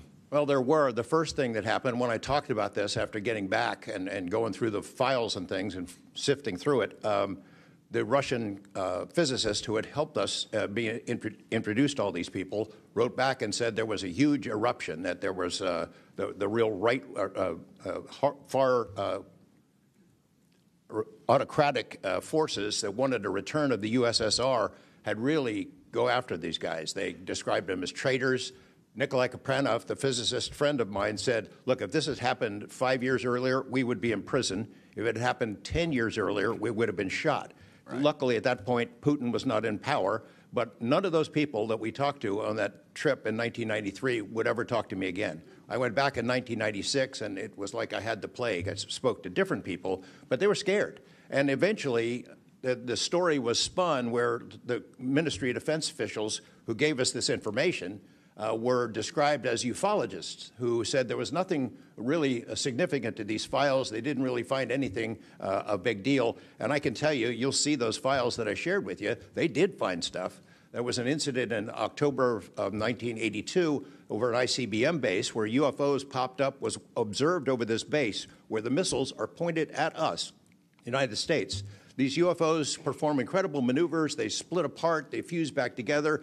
They'd appear and disappear. And right at the end of this 4-hour period, the launch control codes for the ICBMs lit up. Something entered the correct codes. The missiles were fired up and ready to launch, and they could not shut it down. The Russian officers were panicking. The UFOs they disappeared. The launch control system goes back to normal. Colonel Sokolov and his team came in, took the thing apart, could not figure out what it was. It wasn't a power surge or EMPs or some of the baloney excuses that our country has given for similar events involving our nuclear missiles. They thought it was a message from wherever the UFOs were from. And that's a chilling thing. I mean, we were a couple of seconds away from World War III starting, and the UFOs were responsible for it. All right, I'm out of time, but real quick, who are the contractors that have this material, the corporations? Well, one of them is Lockheed. And I'll tell you, I mean, I'm not saying Lockheed's the bad guys. They're doing what they were asked to do. Sure. They have lied about this because that's what they're supposed to do. But Lockheed would be one. There's a list I can give you, Congressman. Some of the big ones, the usual suspects. Okay, thank you. Yield back, Chair Lady. Sorry for going over. It's all good. It's all George Knapp's fault. I now recognize Ms. Boebert for 5 minutes. Thank you, Madam Chair. Chief Wiggins, based on your training and operational experience, could the behavior that you witnessed, a transmedium object vanishing without a sound, be explained by any known technology that we possess or other governments possess? It cannot. No. And has any government agency debriefed you or any of your shipmates regarding the EOIR and radar confirmed UAP encounter aboard USS Jackson? No one has, no, ma'am. What was that encounter like when you brought that up? If you want to briefly summarize that, when you brought that to their attention and then you were not provided any follow-up, who was told, and how did you feel when there was no contact back to you? As far as the actual incident happening, yes, or sir. the reporting level? Yes, Chief. It was within the event happening. My duties are to report to the tactical action officer on watch while we're standing watch. So tactical action officer was there. I made my report. I've not had any discussion outside of that day. There's been no communication to me or requests from me within inside of the military. But speaking of that actual incident itself, once the report was made to the tactical action officer, that's when I made the decision to ask the individual watchstander that was controlling Sapphire to be able to slew into the location. And that's what you see in the video itself, is when the watchstander is slewing in and kind of showing us what we're looking at. But outside of that, that's as far as the reporting went that I know of. Thank you, Chief. Just for the sake of time, Mr. Nuccetelli, has RO, the Air Force, or the FBI ever followed up with you personally about the Red Square event? I did have follow-up by Aero, nothing with the Air Force. The Aero office updated me, I think, at least 2 times. They let me know that they were unable to locate any records, that the records had been destroyed by the Air Force. The Air Force is destroying all their police records every 3 years on a schedule. So you were informed that these documents were destroyed. Well, I have a Freedom of Information Act from the Air Force that states clearly that they destroy all police records on a 3-year schedule. Okay. So they were sitting on documentation, destroyed it, refused to question any of the lead investigators, anything leading into this investigation? Yeah, basically they destroyed all the police records. So you couldn't even call the Air Force and ask them if there was a vehicle accident in that time frame. So that's a big problem. We're losing data in real time. So we'll never be able to go back and track. I think our federal government has a history of destroying records.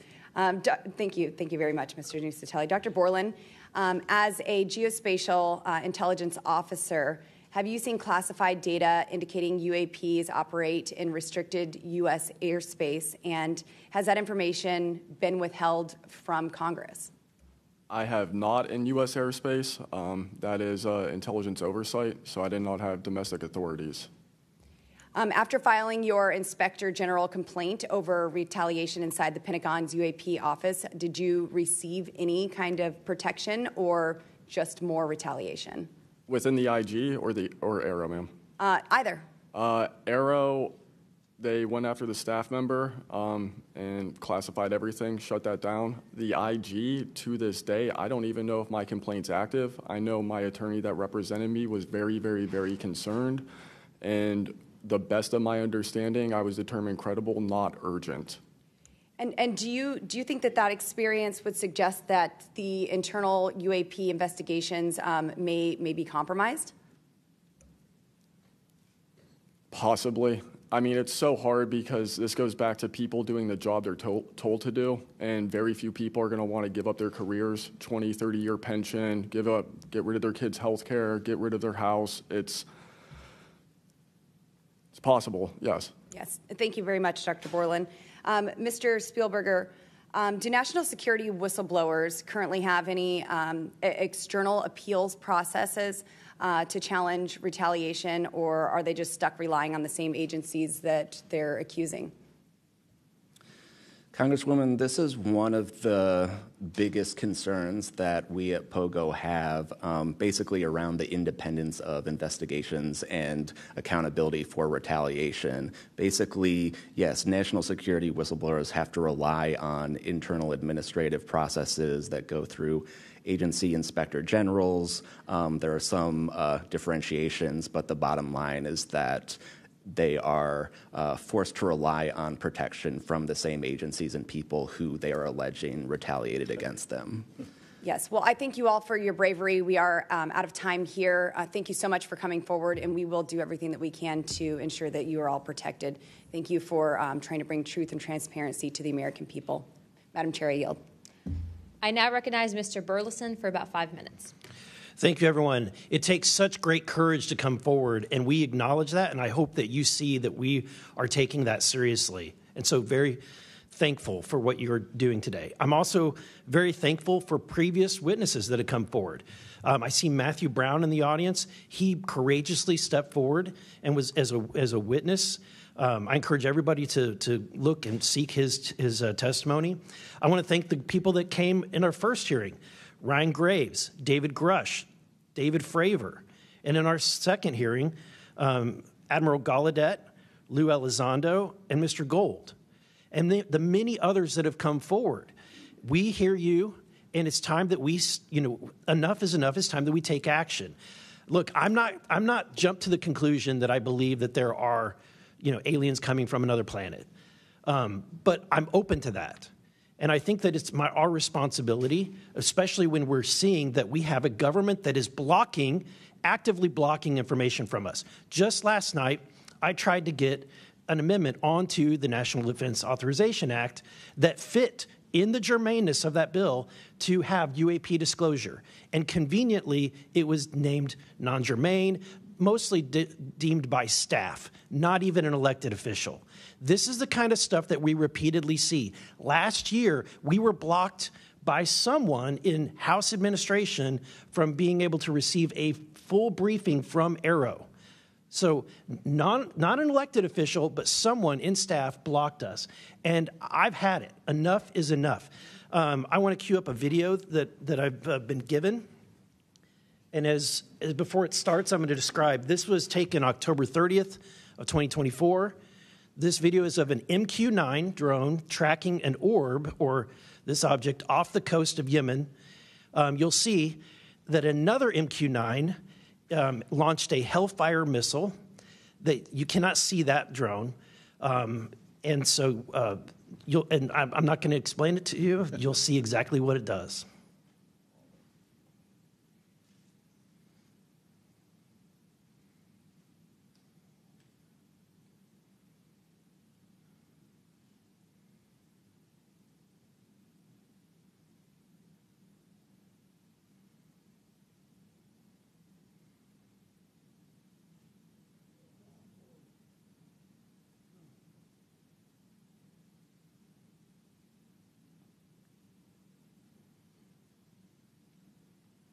This is when it zoomed out, so you can still see it traveling.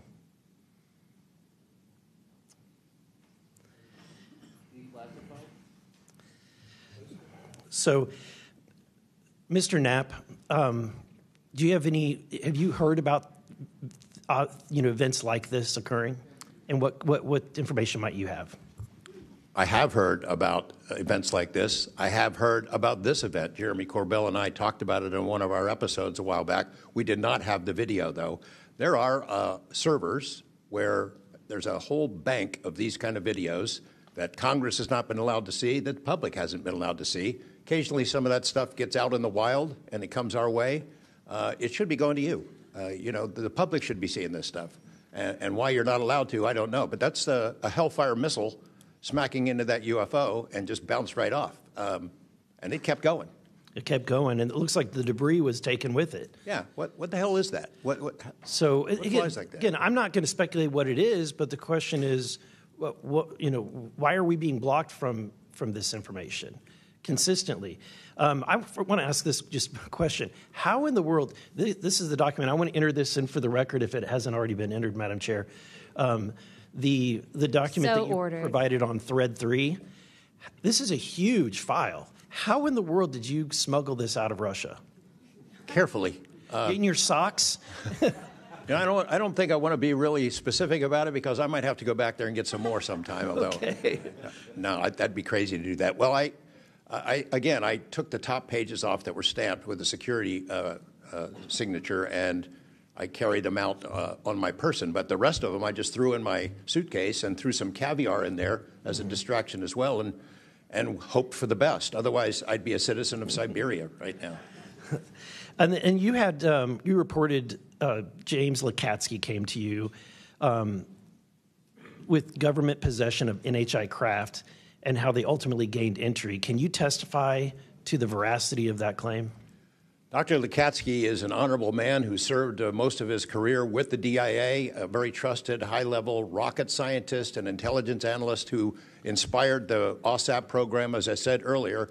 And in full disclosure, I've co-written 2 books with him. He dropped this on myself and our other co-author out of the blue. And it took 14 months for us to get DOPSR approval for him to release 2 sentences on that. He said this craft, we had managed to get inside of it. It had no wings, no rotor, no tail. It had no fuel tanks. They didn't know how it flew or how it was operated. It clearly looked like it was aerodynamic, but he would not go further.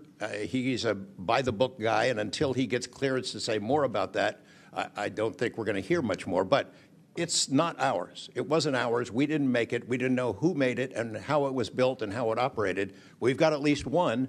And I don't know, I think that's enough confirmation that we do have recovered discs and materials. Lastly, Mr. Borland, in the classified realm, have you been exposed to undeniable confirmation of NHI technology? And then my second question is BASE Systems involved in any way with reverse engineering exploitation of non-human intelligence craft? Yeah, we're gonna have to have a conversation this Skip for that. Whether I'm legally even allowed to answer that, and whether you're even allowed to hear it, sir. Okay. Again, you can sense our frustration, and so I just want to thank you for coming forward. We will continue to fight because look, this is about making sure that this government belongs to the people and restoring the republic the way it was intended to be. Madam Chair, I also have further witnesses of courageous individuals. It was given to me by Dr. Stephen Greer, including Michael Herrera and his testimony. We have Roderick Castle and his testimony, Randy Anderson, his testimony, Stephen Digna, and others, 3 others, all saying similar things to what the witnesses today have said, and I would like to enter that into the record as well. No objection. Thank you. I now recognize Representative Lee for 5 minutes. Thank you, Madam Chair. I think we need to make sure that we don't get distracted by sensational stories only of unidentified anomalous phenomena and lose track of what the core of this hearing is about. This is all a perfect example of why whistleblowers are so important and why it's so important that we step up and protect them. With Trump, RFK Jr., EPA Administrator Lee Zeldin, and others committed to dismantling government and firing professionals who do dare to speak out against the threats this administration's disastrous policies create, we have to focus on protecting all whistleblowers, not only the ones who are reporting on UAP. I'd like to thank the whistleblowers who have agreed to come before the committee today and speak their truth. This administration's claims to care about waste, fraud, and abuse, and so often it is the whistleblowers who care and who are the tip of the sword fighting against the real waste, fraud, and abuse. One study found that whistleblowers expose fraud at more than twice the rate of third-party auditors. So, Mr. Spielberger, what are some of the best examples of whistleblowers exposing fraud and abuse in the federal government? Thank you, Congresswoman. Again, whistleblowers have played such a vital role across so many different issues. One prominent example goes back to the 2014 VA waitlist scandal. POGO actually played a very instrumental role coordinating with Iraq and Afghanistan Veterans of America. At that time, we received tips and whistleblower disclosures from over 800 different individuals talking about the VA subjecting veterans to extensive wait times in order to get the basic standard of care that they deserve. It's certainly prolonged serious illnesses, even contributing to hastened deaths, and we were able to help shed more light on that issue, which I think just emphasizes the importance, even outside of the national security context. We are often still talking about serious issues and even life and death concerns. And unfortunately, whistleblowing can lead to serious repercussions and retaliation, especially in this vindictive and lawless administration. Mr. Spielberger, in the past, what kinds of retaliation have they faced, and what are we seeing today under the Trump administration? So we've certainly heard about a number of different examples of retaliation. One that I'd like to highlight that Mr. Borland referenced previously is retaliation through abuse of the security clearance process. That can have grave implications not just for a whistleblower, but also their ability to seek legal counsel and defend themselves against retaliation. And when we look at the past several months of this administration, unfortunately, we've seen a really systematic approach toward dismantling the nonpartisan civil service. We've seen the mass firings. We've seen undermining of independent agency watchdogs, mass firings of inspectors general, undermining the Office of Special Counsel, the Merit Systems Protection Board. Again, these entities that are meant to be independent and play a critical role in investigating whistleblower disclosures and ensuring that their rights are protected. Yeah. Thank you. In 1989, Congress passed the Whistleblower Protection Act and then broadened it again in 2012 to ensure that federal workers could feel free to come forward to their elected officials. And it's a good thing we did, because whistleblowers have played a more important role than ever since Trump has taken office. It was thanks to a whistleblower that we learned that DOJ allegedly put every single American's personal security information at risk by bypassing safeguards and copying all this data to an unsecure server. I ask unanimous consent to enter into the record a New York Times article titled, quote, "DOJ put critical Social Security data at risk," whistleblower says. Good to go. Thanks. We've had whistleblowers at the National Labor Relations Board reveal that DOJ minions may have shipped case files outside of the agency, possibly to help then co-president Elon Musk continue to exploit his workers. And last week, whistleblowers at the National Institute of Health came forward to say that RFK Jr.'s vaccine misinformation campaign had pervaded even the highest levels of the agency. Typically, whistleblowers have an inspector general they can rely on to investigate their claims and register issues with agency leadership. But President Trump has fired or demoted over 20 inspectors general. If I may ask one more question, Mr. Spielberger, can you explain how eroding the independence and capabilities of inspectors general further endanger these whistleblowers? Absolutely. So again, whistleblowers already face incredibly great challenges in coming forward under normal circumstances. And when we erode these entities that are expected and required to enforce whistleblower protections, fairly investigate their disclosures, it calls into question the integrity of their investigations and findings, whether they'll take whistleblowers seriously when they come forward, and whether we can trust that they will use their authority to enforce the protections of whistleblowers who do come forward, essentially whether they will continue in their role as an independent watchdog or basically become a lapdog for a current or future president. Thank you. And I will take no more liberties. I yield back. Thank you. I now recognize Mr. Crane for 5 minutes. Thank you, Ms. Chairwoman, for holding this hearing. Thank you to the witnesses for appearing. In the effort of transparency here, I got to admit to the witnesses that, growing up, I really never believed in UFOs or any of this stuff. I always thought it was a little kooky and whatnot. But, after hearing, your testimony from honorable service members, watching videos like my colleague, Mr. Burleson, just presented, I got to admit, I've become a believer. Not that I know where these things come from or, what they really are up to. But I'd like to start with asking the witnesses. Mr. Nuccetelli, you were in the Air Force, right? Yes. Did you believe in UFOs prior to your encounter? I've always been interested. Okay. Yes. Chief Wiggins, you're currently in the Navy, is that correct? Correct. Did you believe in UFOs before your encounter? I did. I'm from Las Vegas, and I've watched George Knapp my whole life. Okay. What about you, Mr. Borland? I have always been open to where facts go, so. Were you guys scared or hesitant to come forward and tell your story because of fear and believing that you might be reprimanded or ostracized from society because of your stories? Mr. Nuccetelli? Yes, absolutely. I probably would not have come forward if I didn't have documentation to prove some of my story, and I also wouldn't have come forward without the people that paved the way for us in the first congressional hearing. So, Chief, what about you? Once I got the okay from the Navy from top down, that gave me a level of relief. Prior to that, I didn't have any thought left or right of that, but thank the Navy to give me the go-ahead, and that gave me the relief that I would not have any level of reprisal or anything happen to me. Mr. Borland, how about you? Absolutely. I mean, after I went through everything, it was pretty clear that I caused a major issue in the executive branch, so I did what I was supposed to do, and that's why I haven't spoken publicly. That's why I'm happy to be here.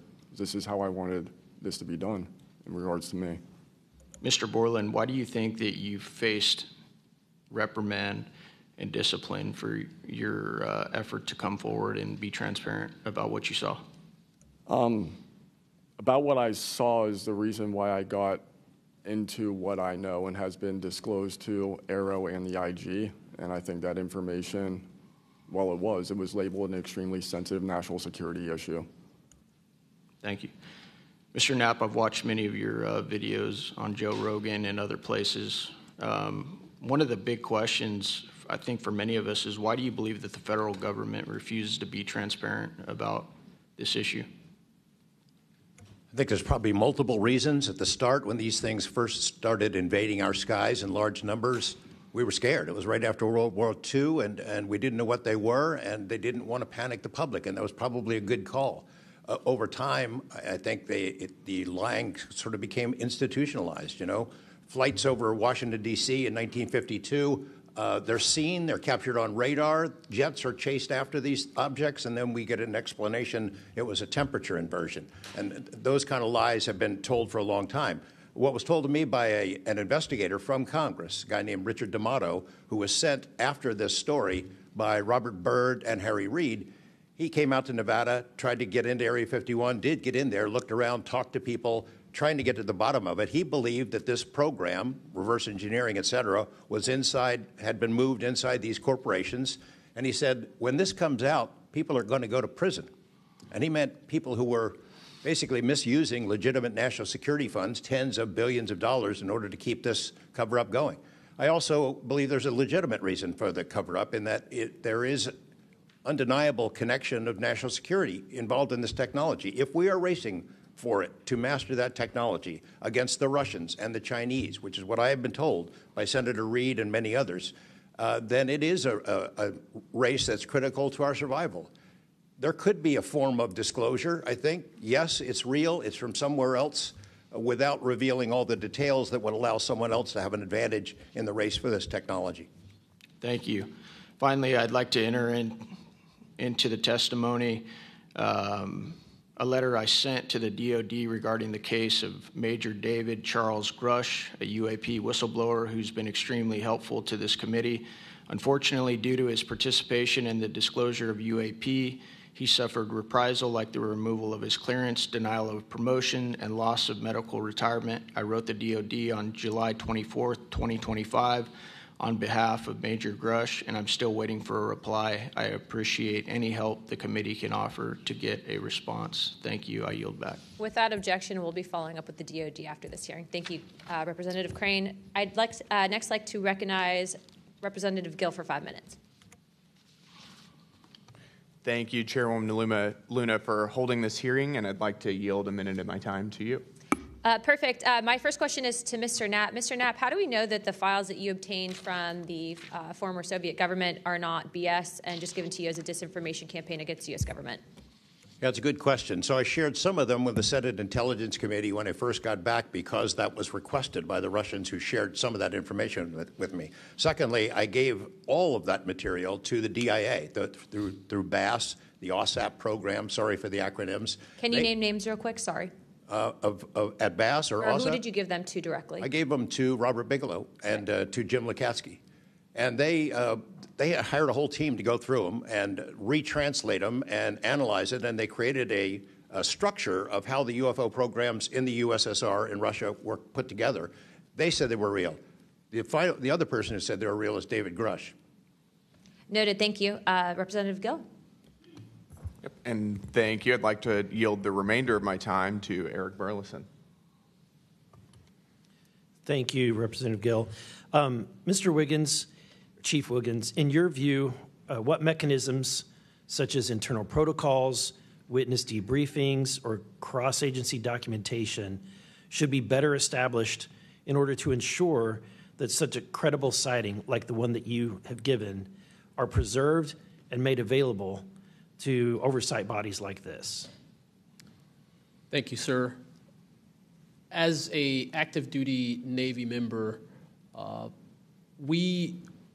mission is to carry out the ship's mission or the command's mission. And we, on a general basis, don't have knowledge of what to do when we see things like this. We just don't. We're there to do our mission and do what's told of us, right? So I think what would be important is giving active duty members a clear way of being able to report things like this to where it gets to this point, and ensuring that we have a standard level of understanding that there wouldn't be any level of reprisal or anything happening, because I've been in the Navy for almost 24 years, but what about the sailors that have been in for 2 years that experience things like this? They're not going to have the knowledge, or they'll probably be a little bit more fearful to speak up, being it that their career is just starting. Yeah, I want to commend you. You're the first witness to come forward that is currently serving, and it's recognized. And so I thank you. And your testimony is unbelievable. Let me ask this question: are you familiar with the Witness Protection Act that Representative Burchett has filed? I'm not too familiar, sir. Anyone on the committee familiar with it? It's fantastic. It's the language that we need. It's language that will protect whistleblowers from any kind of reprisal, and yet it's again and again blocked by this body in some way. Many times it's being blocked not by elected officials but by staff behind the scenes. And the other bill, the UAP Disclosure Act, which was filed last year, Senator Schumer, who I cannot believe that there's a topic that he and I agree on, but he and I agree on this topic. He has sponsored it in the Senate. He put it on the National Defense Authorization Act last year. Remarkably, I can't get it on it was stripped out by the House last year, and I can't get it onto the bill leaving the House this year. Mr. Knapp, how far would that bill go to actually getting the answers that we need? Pretty far. I think that they're still going to have roadblocks. The keepers of the secrets, the private companies that have been doing this job for intelligence agencies for a long time, are not going to cough it up. You'd have to force it out of them. And whether you can get them to admit that they have it or not, they're supposed to lie about it. They've been lying about it. More power to you. I hope it works. I hope it passes this time. But it's a daunting challenge to get them to open up after lying about it for more than 75 years. Yeah. And then finally, Mr. Borland, when you engaged with Arrow in 2023, you noted that their public statements did not match the reality that you and others had witnessed. In your assessment, what were the key limitations of Arrow? I would put it to you this way. The statement Arrow has made is scientific evidence of extraterrestrials. Scientific evidence requires a scientific control. Extraterrestrial is an entity on another planet.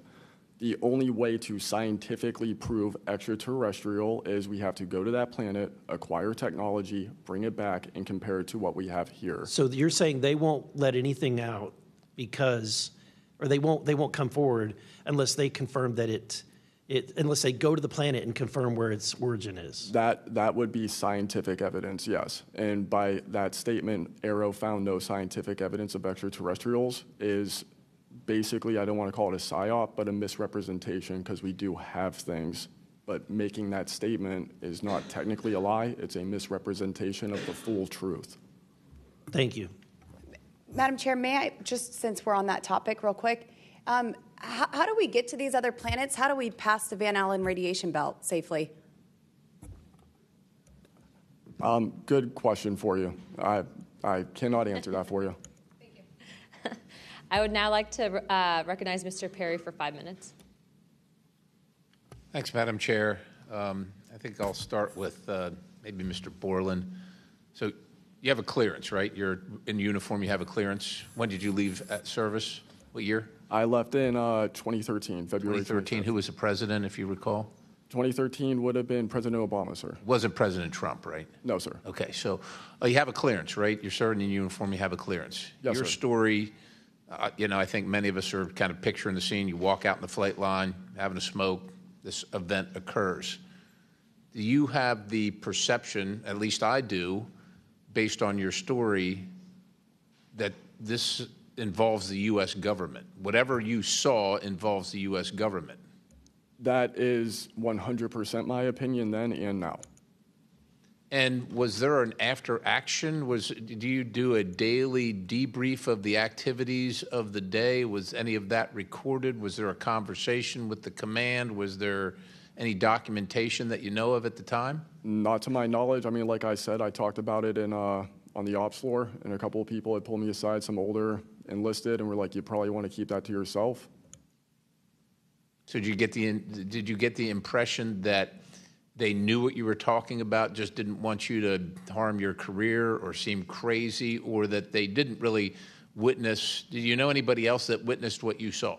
Again, not that night. Like I said, the only people that would have been out there would have been security forces, and then those of us that were doing ops. Security forces in uniform or contract? Probably both. Did you talk to them? Did anybody talk to them in an after action? Not to my knowledge, sir. Was there any interest in the command to determine and verify what you saw? Not to my knowledge, sir. It's unfortunate. Chief Wiggins, thank you for your service. Gentlemen, thanks all of you for your courage to be here. Your story's a little bit different. Sounds like it, for both of you guys, and also Mr.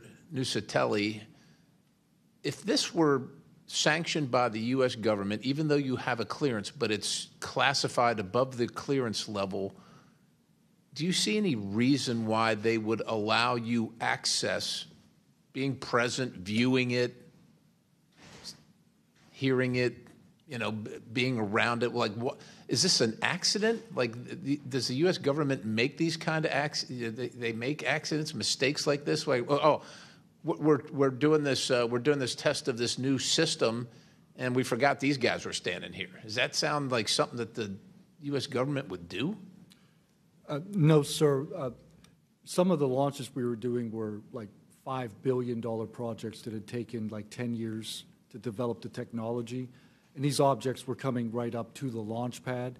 So any kind of mistake, I mean, it could cause a catastrophe. Right. So it's very confusing why these objects would be operating in and around our bases or during training exercises. So it would lend you to believe that the U.S. government had nothing to do with whatever it is you saw. Correct. They wouldn't want it there because it would potentially interrupt the proceedings at the time.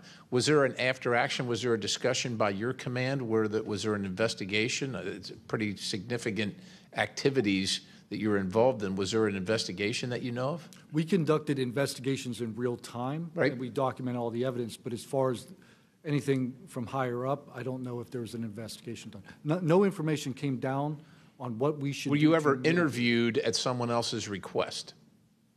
About that incident? Yeah, about the incident. I don't believe so.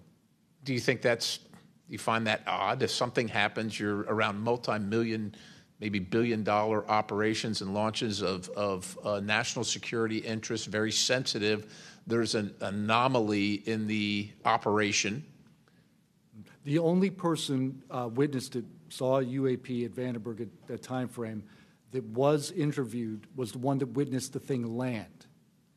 Why wouldn't, well, I don't know why I'm asking you, but it seems to me that we would want to interview everybody associated, even not associated, to find out if they were associated.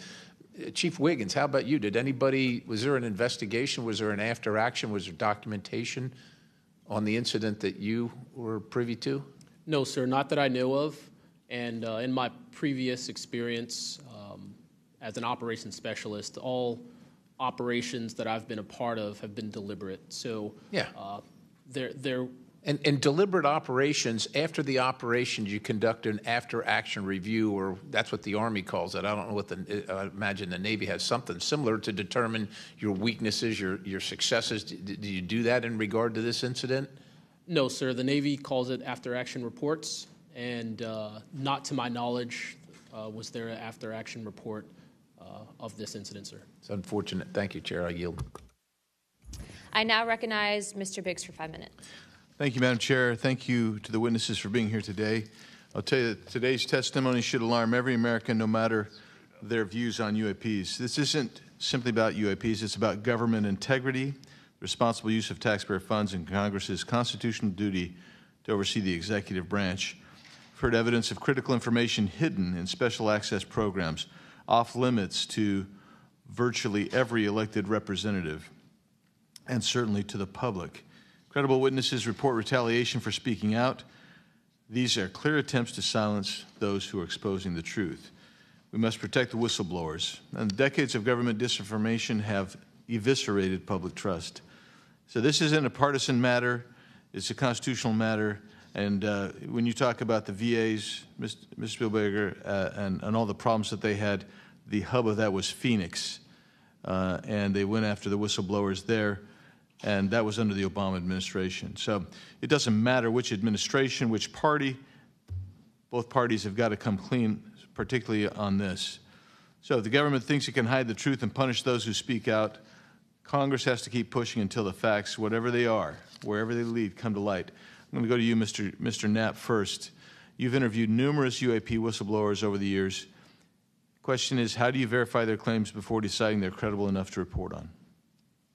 It's a combination of factors. First, you check their credentials. Did they really serve where they said they did, and did they work where they said they did? Are there any other witnesses? Is there visual proof, film, footage, things of that sort? You ask the people around them that know them, that used to work with them, if they're credible people. That's one way. You know, I think about AARO, the organization that this body created to deal with witnesses and whistleblowers. I hope I'm not taking too much of your time here, but they invited people to come forward, service members who saw things and had experiences. And I can tell you that the people that I have talked to who went through that are deeply disappointed. There was a guy named Bob Jacobs who was a lieutenant attached to Vandenberg in 1964. His unit would record missile tests. They recorded all of them. On one of these particular tests, a UFO comes out of nowhere, zaps what looks like a laser beam at what would have been a nuclear dummy, a nuclear weapon, and disabled it. And he is called into the commander's office. Two guys in suits clip that film footage out that shows the UFO, and he's ordered to never talk about it. He comes forward to AARO. He heeds the call, thinking he's doing his duty as an American to tell that story, and they completely dismissed him. They made up a story that they had tracked down the original footage, and there was nothing like that in it. Well, there was no original footage. It had been taken away the day the footage was recorded. He's deeply disappointed. People like Bob Salas, who had worked at a nuclear ICBM base, who saw UFOs flying over the base, and these missile silos were taken down. He went to AARO, too, and was completely disregarded. It almost looks like AARO operated as a counterintelligence operation to get people to come in, tell their stories, and then discredit all of them. I can't imagine that any whistleblower or witness will ever go to AARO again because of what happened under the first director, who's now long gone, but still seems to act as the spokesperson for that organization. And I would say, Madam Chair, maybe at some point we need to really dig deep into AARO, and I would encourage us. Oh, I'd be happy to send maybe a subpoena to Mr. Kilpatrick. That'd be fun. Mr. Nuccetelli, you've testified that official Air Force records of the Red Square incident are now held by AARO and the FBI. Has Congress or you been denied access to those records, and on what grounds would we be denied access, you or us? No, the records are unclassified, so okay, provide them. In the 2003 to 2005 incidents you described, were any physical effects, electromagnetic interference, radio anomalies, or security system disruptions documented in base logs or any reports, official reports? Not to my knowledge, no. Mr. Wiggins, has the full resolution unedited footage of your incident been provided to Congress? Yes. Okay. Were you or your crew ever instructed formally or informally not to document or discuss the event? Ever? No. Good. Mr. Borland, you've talked about manipulation of your security clearance records. Can you identify which agencies or offices were responsible and whether they provided any written justification? I can do that in a skiff, sir, 100%. Because of being a part of a multi-agency special access program, I cannot give those publicly. So I'd encourage us, Madam Chair, to have that skiff meeting if we can. And then, Mr. Borland, again for you. You testified that you withheld certain sources and methods from Arrow due to mistrust. Can you give us some specifics that led you to believe they were misrepresenting the truth? Well, as I said already, what I said about scientific methods, scientific control, extraterrestrials, I mean, I know what I've seen, I know what I know, and I know it's true.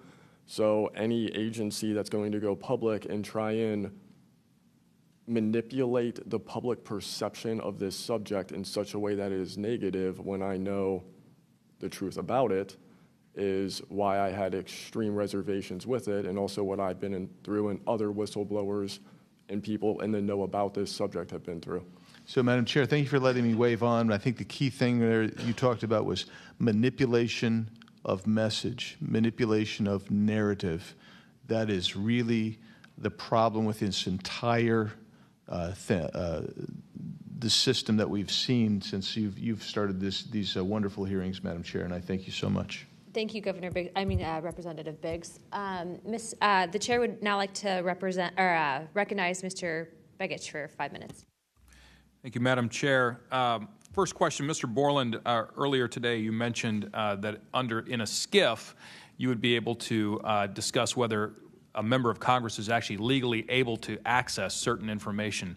Under what authority would a member of Congress be restricted from accessing information on this topic, even within a skiff? I would suggest reaching out to Director Gabbard and speaking with her about that. I'm hopeful that this goes back to the executive branch and who even has authority.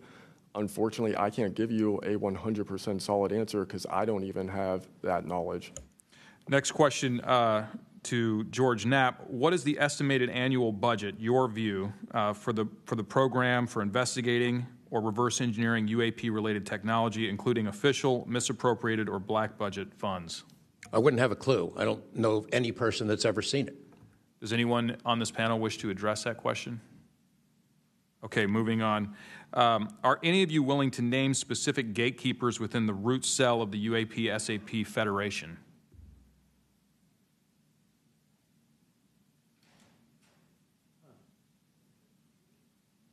You mean specific people and contractors that have dealt with this and kept the secret? Specific individuals. Well, one of them was named Dr. James Ryder at Lockheed. But, you know, again, to emphasize, I don't fault these contractors for doing what they were asked to do by our government. They're supposed to lie if people ask about it. And the intelligence agencies who gave this stuff to them, CIA, I think primarily, told them to keep it quiet, and they've done that. And I suspect that they'd like an off-ramp, that they'd like some help with figuring out this technology at some point. And this is, again, available to anyone, is there a security classification guide for UAP or NHI?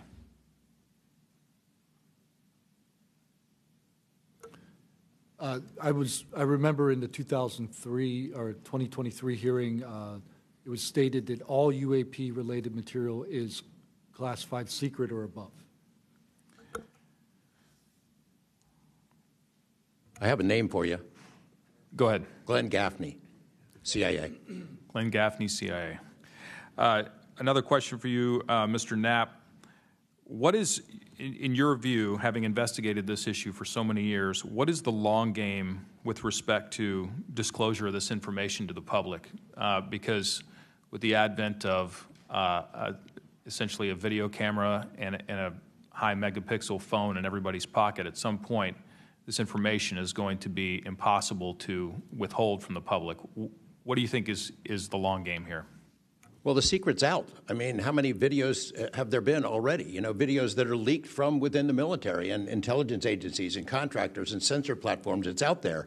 But they have the high ground. The people that don't want us to take it seriously dismiss it, discredit the witnesses, come up with a cover story. I mean, it's been out there a long time. The public senses that it's real, and the people in authority dismiss them. It's a game that's been going on a long time, and I don't think they're ever going to release it. I think that there's an attitude among the people that have been involved in this for a long time that the public doesn't deserve to know, and that the public probably can't handle it, but they can. Final question, again, this one's open to anyone who'd like to answer it. Describe your understanding of the org chart or lines of control within the executive branch with respect to these topics.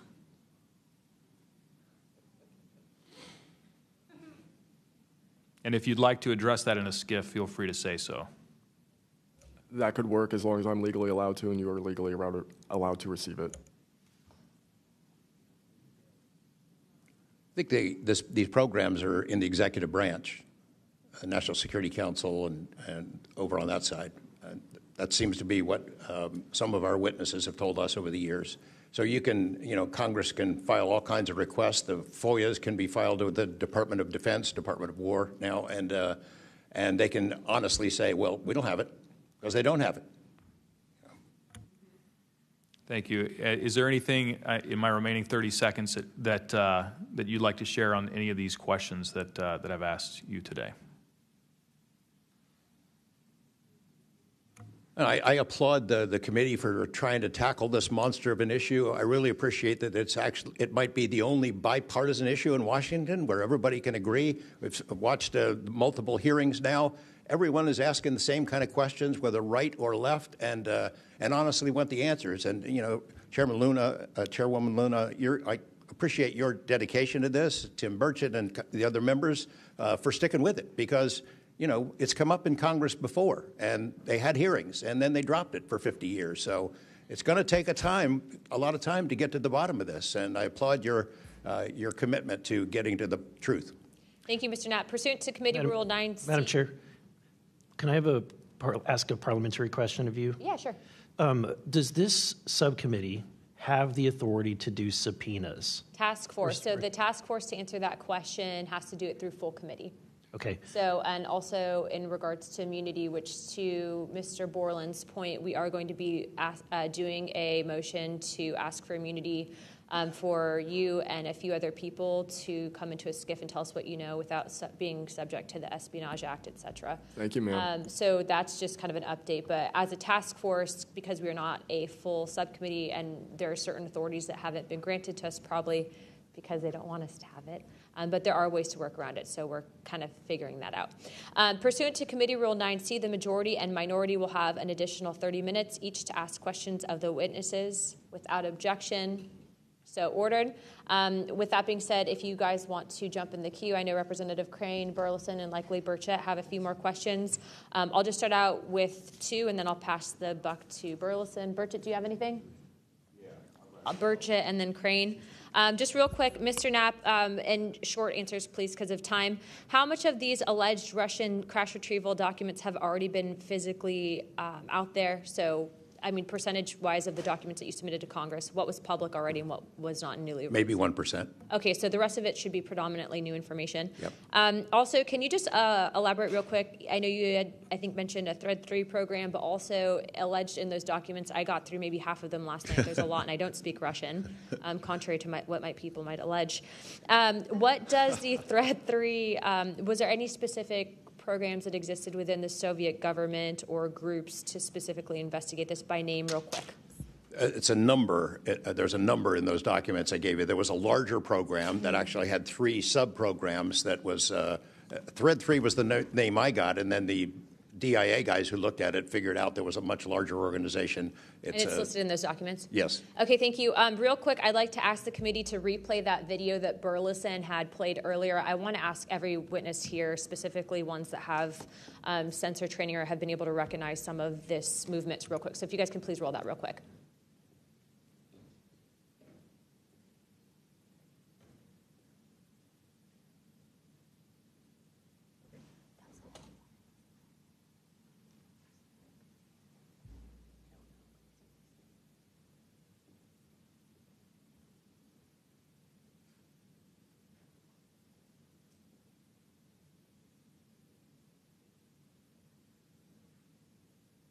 Okay, while this is still rolling, Mr. Nuccetelli, real quick yes or no answers. Are you aware of anything in the government, United States government arsenal that can split a Hellfire missile like this? No. And do whatever blob thing it did and then keep going? Nothing? Nothing. All right, how about you, Chief Wiggins? Nothing to my knowledge, ma'am. Okay, and how about you, Mr. Borland?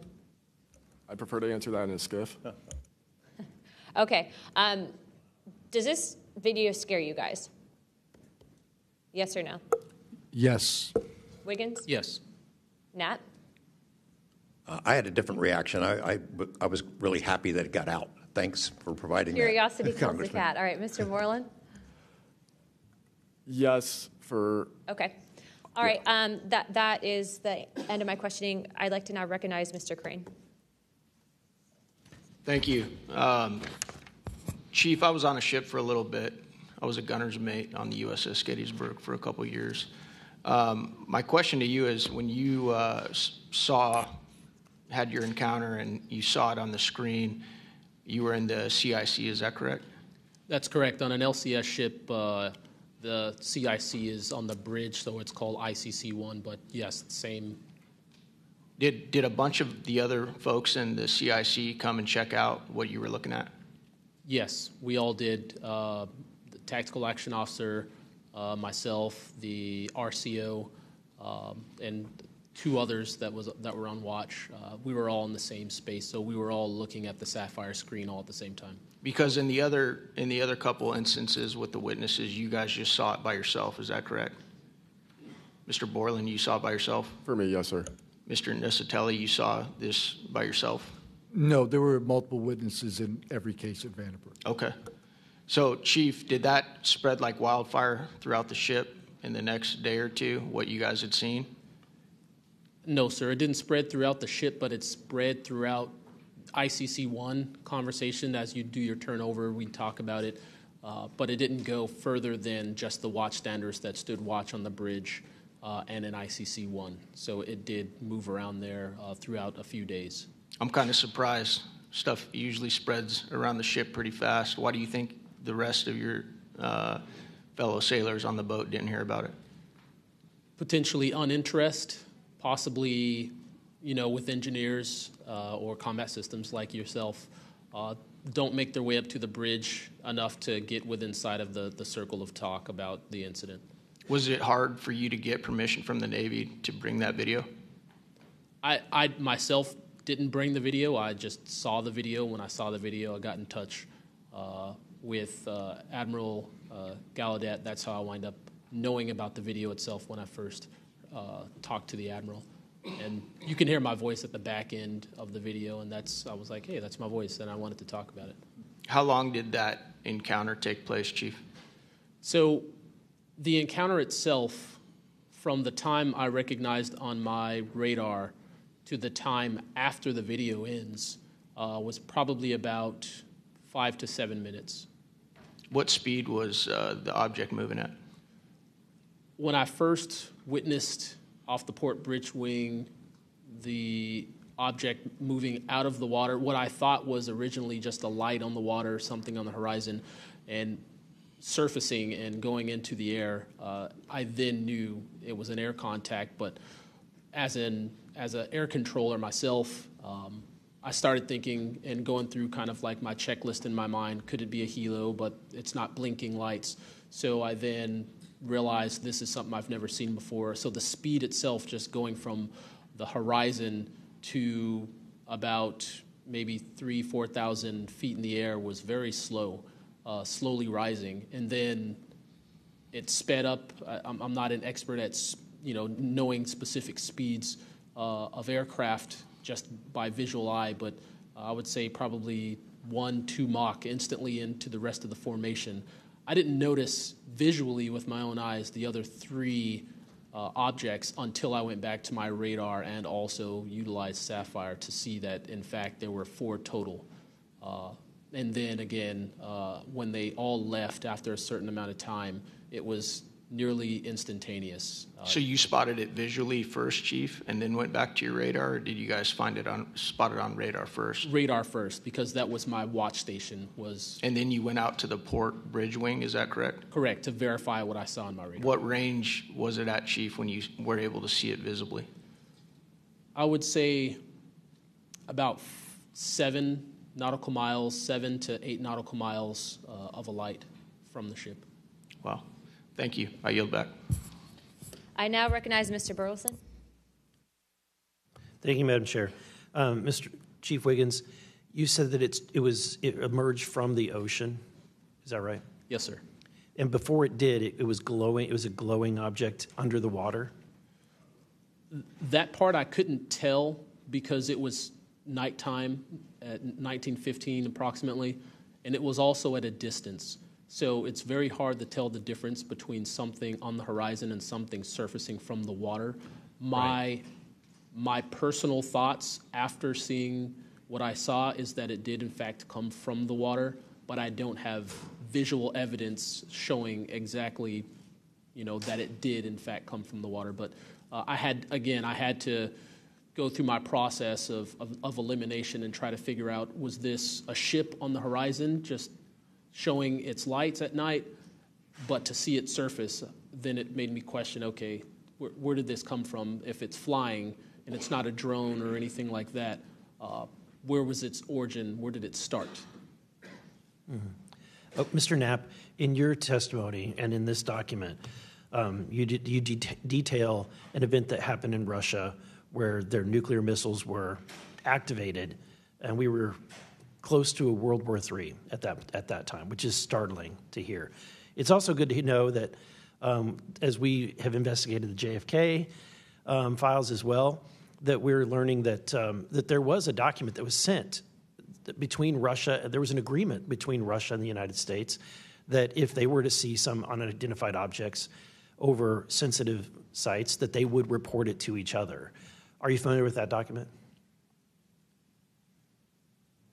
Yes, I'm also familiar with the rhetoric, public rhetoric between President Reagan and Gorbachev at the time, too, that they traded statements about, wouldn't it be something if we were threatened by something from way outside, how we might work together. I know for sure that they had conversations about it, and I know we did reach an agreement to try to lessen the possibility that us detecting a UFO or group of UFOs would not be mistaken for a bunch of Russian missiles. There were exchanges of that sort that went back and forth. Yeah, and I can imagine this is, to me, the validity of this document is underscored by the fact that Russia would not want this to be known. They absolutely would not want to know, the public to know, or the United States to know, that there was a vulnerability in their missile systems. Would you agree? Absolutely. And, and we had many similar incidents at our nuclear weapons facilities here that have all been sort of swept under the rug. But it's pretty scary when you take down 10 missile silos during tense times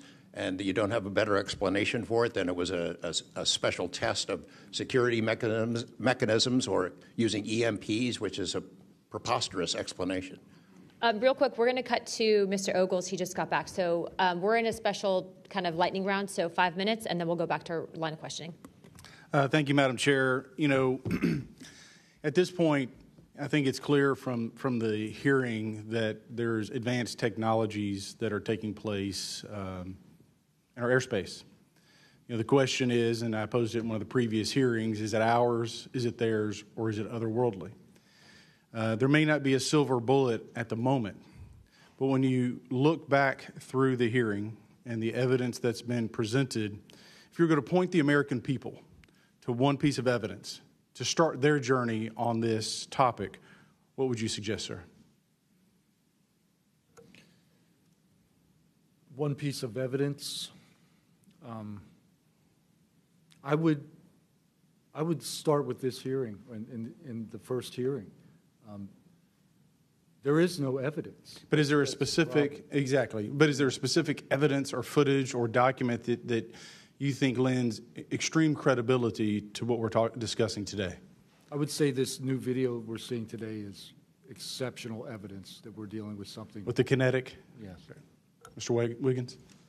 Sir, I'd have to say that if just the average person here in America looked at absolutely everything that has come across television, the internet, etc., you can't tell yourself that 100% of what's being recorded is fake or false. You have to, at some point, understand that there's something else out there. Well, I mean, and you bring an interesting point. You know, in the law enforcement community, anytime you're conducting an investigation, you're always looking at the totality of the circumstances. You're looking at all the evidence and how they piece together.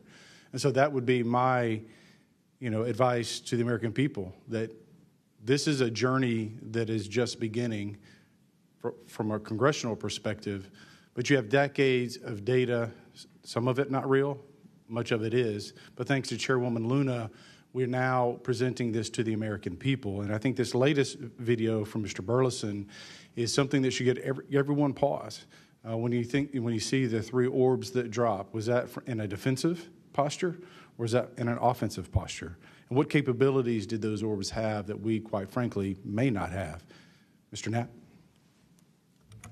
As I mentioned at the beginning of my remarks, what hooked me on the story was the paper trail, these documents that shouldn't exist. We've been told for decades, over and over, there's nothing to it. It's not a threat. You can go about your business. And then when FOIA becomes the law of the land, thousands of pages to the contrary leak out. There's a memo by General Nathan Twining in 1947 when the country was being overflown by dozens of UFOs, hundreds of UFOs, in which he said, look, this is not visionary or fictitious. It's real. These things are craft. They're not ours. They outperform anything we've got. I mean, if you follow the paper trail of documents that they wrote before the military got wise and realized that FOIA really exists and changed their tune and not put things in writing, it spells it out pretty clearly. I'll go refer back to Russia. One incident I did not mention to Representative Burleson is Colonel Sokolov in that Ministry of Defense program said there were 40 incidents where Russian warplanes were sent to intercept UFOs, and they were ordered to fire on them. And for the most part, the UFOs would zip away. 3 of the pilots, though, did fire at these things. Those 3 planes stalled out, crashed. 2 of those pilots died. And after that, the Russians changed the standing order. If you see a UFO, leave them alone. No country in the world wants to say and admit that these objects are flying around in our airspace and there's nothing we can do about it. I mean, who wants to say that? The U.S. certainly doesn't, and the Russians didn't either. And I've got to be almost out of time, but Mr. Borland, then you, sir, real quickly. Yeah, to be honest with you, I think Bob Lazar, and not for the reasons that most would talk about, mainly because Bob Lazar was immediately discredited. They said he never worked where he worked. They said he never did what he did. But yet Bob Lazar showed up with a bunch of friends and a video camera and was filming these test flights in the middle of the desert. So clearly he knew something. Madam Chairman, if I'm out of time, I yield back. Thank you very much, Representative Ogles. I'd like to go back now on our lightning round of questioning to Representative Burchett and then Burleson. Burchett, always number 1. That's what I should be. Number 1 in your heart, number 435 on the chart. That's me. Dylan, knowing you testified to Arrow, are they obfuscating when they claim to have discovered no evidence of extraterrestrial beings, activity, or technology, and are they lying to the American public? As I said before, it's a manipulation of the public perception. The statement, scientific evidence of extraterrestrials, is a true statement. It is not the truth about what is happening and what we have. Would any of y'all like to comment on that further? Mr. Knapp, you're getting edgy. It's splitting hairs. No proof that they're extraterrestrials. What would that proof look like? A piece of kryptonite? What would it be? I mean, we could be talking about different forms of non-human intelligence. I think the dominant paradigm is that they come from outer space, somewhere else, and they have some way that they can cross those vast distances that we can't even imagine doing. But that's not necessarily the answer. So asking for proof of extraterrestrials might not be the answer at all. It's splitting hairs. We don't know where they're from. I don't know anyone who knows the answer for sure. They call them aliens just as a placekeeper kind of a word, but no one in all these programs who've studied this stuff for years, people with much bigger brains than mine, knows the answer for sure. I've talked to Navy folks that some of the deep sea areas, they think there might be something there that they're here, and I don't know when they got here. Another point that needs to be made is every time, we say we're going to back engineer or whatever you want to call it, these craft. I always say, like, it'd be like if you took I ride motorcycles, but if you took like an Indian or a Harley to the people that came over here on the Mayflower, you know, they'd see a bright, shiny object. They might polish it. You know, they might get it started. I doubt they could. They couldn't work on it. They couldn't put fuel. They wouldn't be able to have the capability of putting fuel in it. I just think that's, you know, we're scratching at something that we don't have any knowledge of, and that's why it's just taken so dadgum long. But they do know, the first one that cracks that code, it's over. I mean, it's energy, it's power, it's everything. And I worry too that in the wrong hands that they do that, they keep it from the rest of us because they're so invested in whatever energy sources we have here that their billionaire buddies are going to profit, and they can't retool because they know once it's out on the internet, it's over. And so I think there's a lot of things going after it, and I think that's why the move to discredit folks is so rapid too. I think, you know, they point to them and they put the dogs on them, and it disgusts me. There's a price to be paid for that too. The Russians and Chinese are trying to figure this out as well, but they don't have the same kind of stigma. They tell their best scientists and engineers, get in there and work on it. And they've been doing it for a very long time, might have a head start on us. Here, we don't have our best scientists and engineers working on it because they've been told it's nonsense. The stigma is very real for people like that. I agree. Yield back, Chair Lady. Thank you. I'd now like to recognize Representative Burleson. Mr. Nuccetelli, when you heard the testimony of Mr. Knapp talking about these missiles were shut down or turned on in Russia, does that remind you, when you hear these stories, it's got to remind you of the event that happened on your base? Absolutely. There are many accounts of incursions of this type taking place. I believe in the 60s we had a similar incursion in New England, and same thing happened. There were these objects coming over the base at low altitude, 200 feet over the base security police, and they were scrambling fighters, and then the objects would just fly off, and that went on for weeks. So the historical record has laid out that there's a pattern, that our installations are visited by these craft. You know, they come in and do whatever they're doing, and then they leave. And we don't know how to respond. We don't know how to protect the installation. So that's why we're here. When you first heard, and we're having to report on these incidents that were being witnessed by other individuals, did you believe them? Did you yourself believe it would be true until you saw it? Yeah, these are people I've worked with for years, deployed with. You know, I was in some of the weddings. These are people that I worked with every day of my life. Usually when the events were occurring, we were all together. You know, there'd be 40, 60, 100 people on duty during these encounters. Really? Yeah. All seeing it at the same time? Yes, these encounters were playing out while we were on duty, and we were responding and investigating in real time as they occurred. And as you said, the importance of your operation was highly important because they said it's the most important in 25 years, the research that you were conducting. For that particular launch, we had 500 Air Force police officers guarding the launch.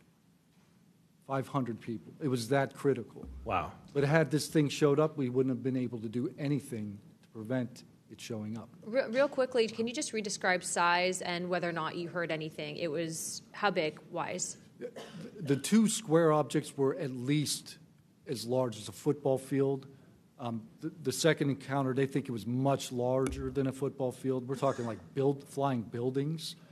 The object I saw was about 30 feet in diameter. And to confirm, you were not the only person that saw this? Correct. I think I was also told that there was also reports of this in a police blotter in the area. Can you confirm that? Yes, that's the documentation that I maintained from the original event and turned into Aero and the FBI. Okay. Do you have any more, Burleson? No, Madam Chair, I just want to reiterate to the American people that if you're frustrated, So are we. We're extremely frustrated. We've been, the 2-3 years. I can only imagine how frustrated Mr. Knapp is or Danny Sheehan is, and the amount of time that you guys have poured into this to try to get answers. I mean, Masson is back there. He's been pouring to try to get answers into this. I hope that you all see that we're committed to this, and we're going to be scrappy about it. We may not have the direct authority, but I can assure you, Representative Luna is about as scrappy as it gets. I wouldn't want to scrap with her. But that being said, I think that if the American people want to see answers, we need action. We've had the hearings. It's time to take action. It's time that we pass Tim Burchett's Whistleblower Act. It's time that we pass the UAP Disclosure Act. And I think that we've had a lot of talk about this. It's time for action. Thank you, Burleson.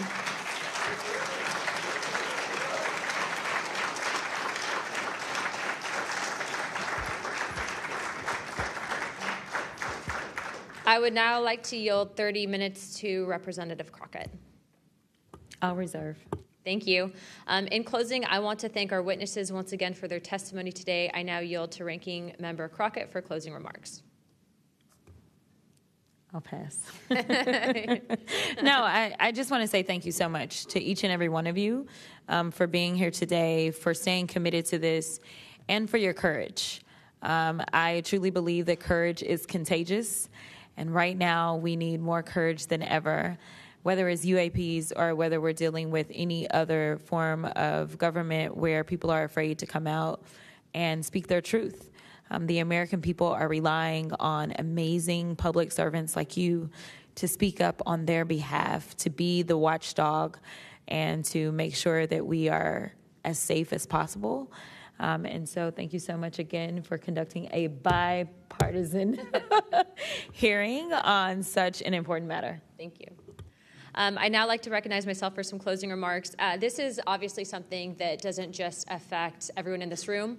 I can tell you that specifically for where I represent in Pinellas County, Tampa Bay, and Florida as a whole, there's many sightings, many questions, people reporting this, but I'm not the only one. I was also told by Representative Biggs, as well as our great representative from Alaska, that these are not isolated instances, and so it does give us reasoning to provide investigative inquiry into these topics, but also I would also like Mr. Spielberger, if you could actually review and see if your organization would endorse the Whistleblower Protection Act that Representative Burchett has.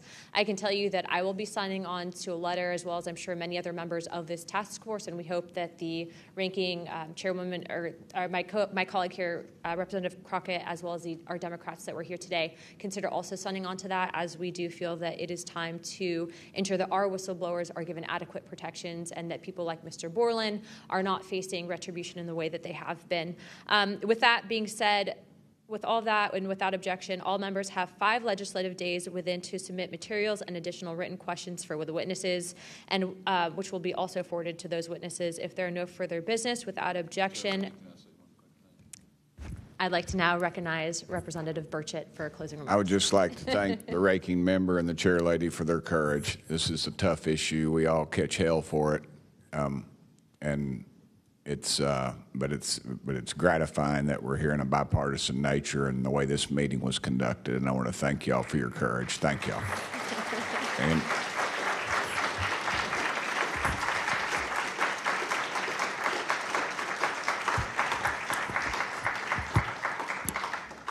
without objection, the task force stands adjourned.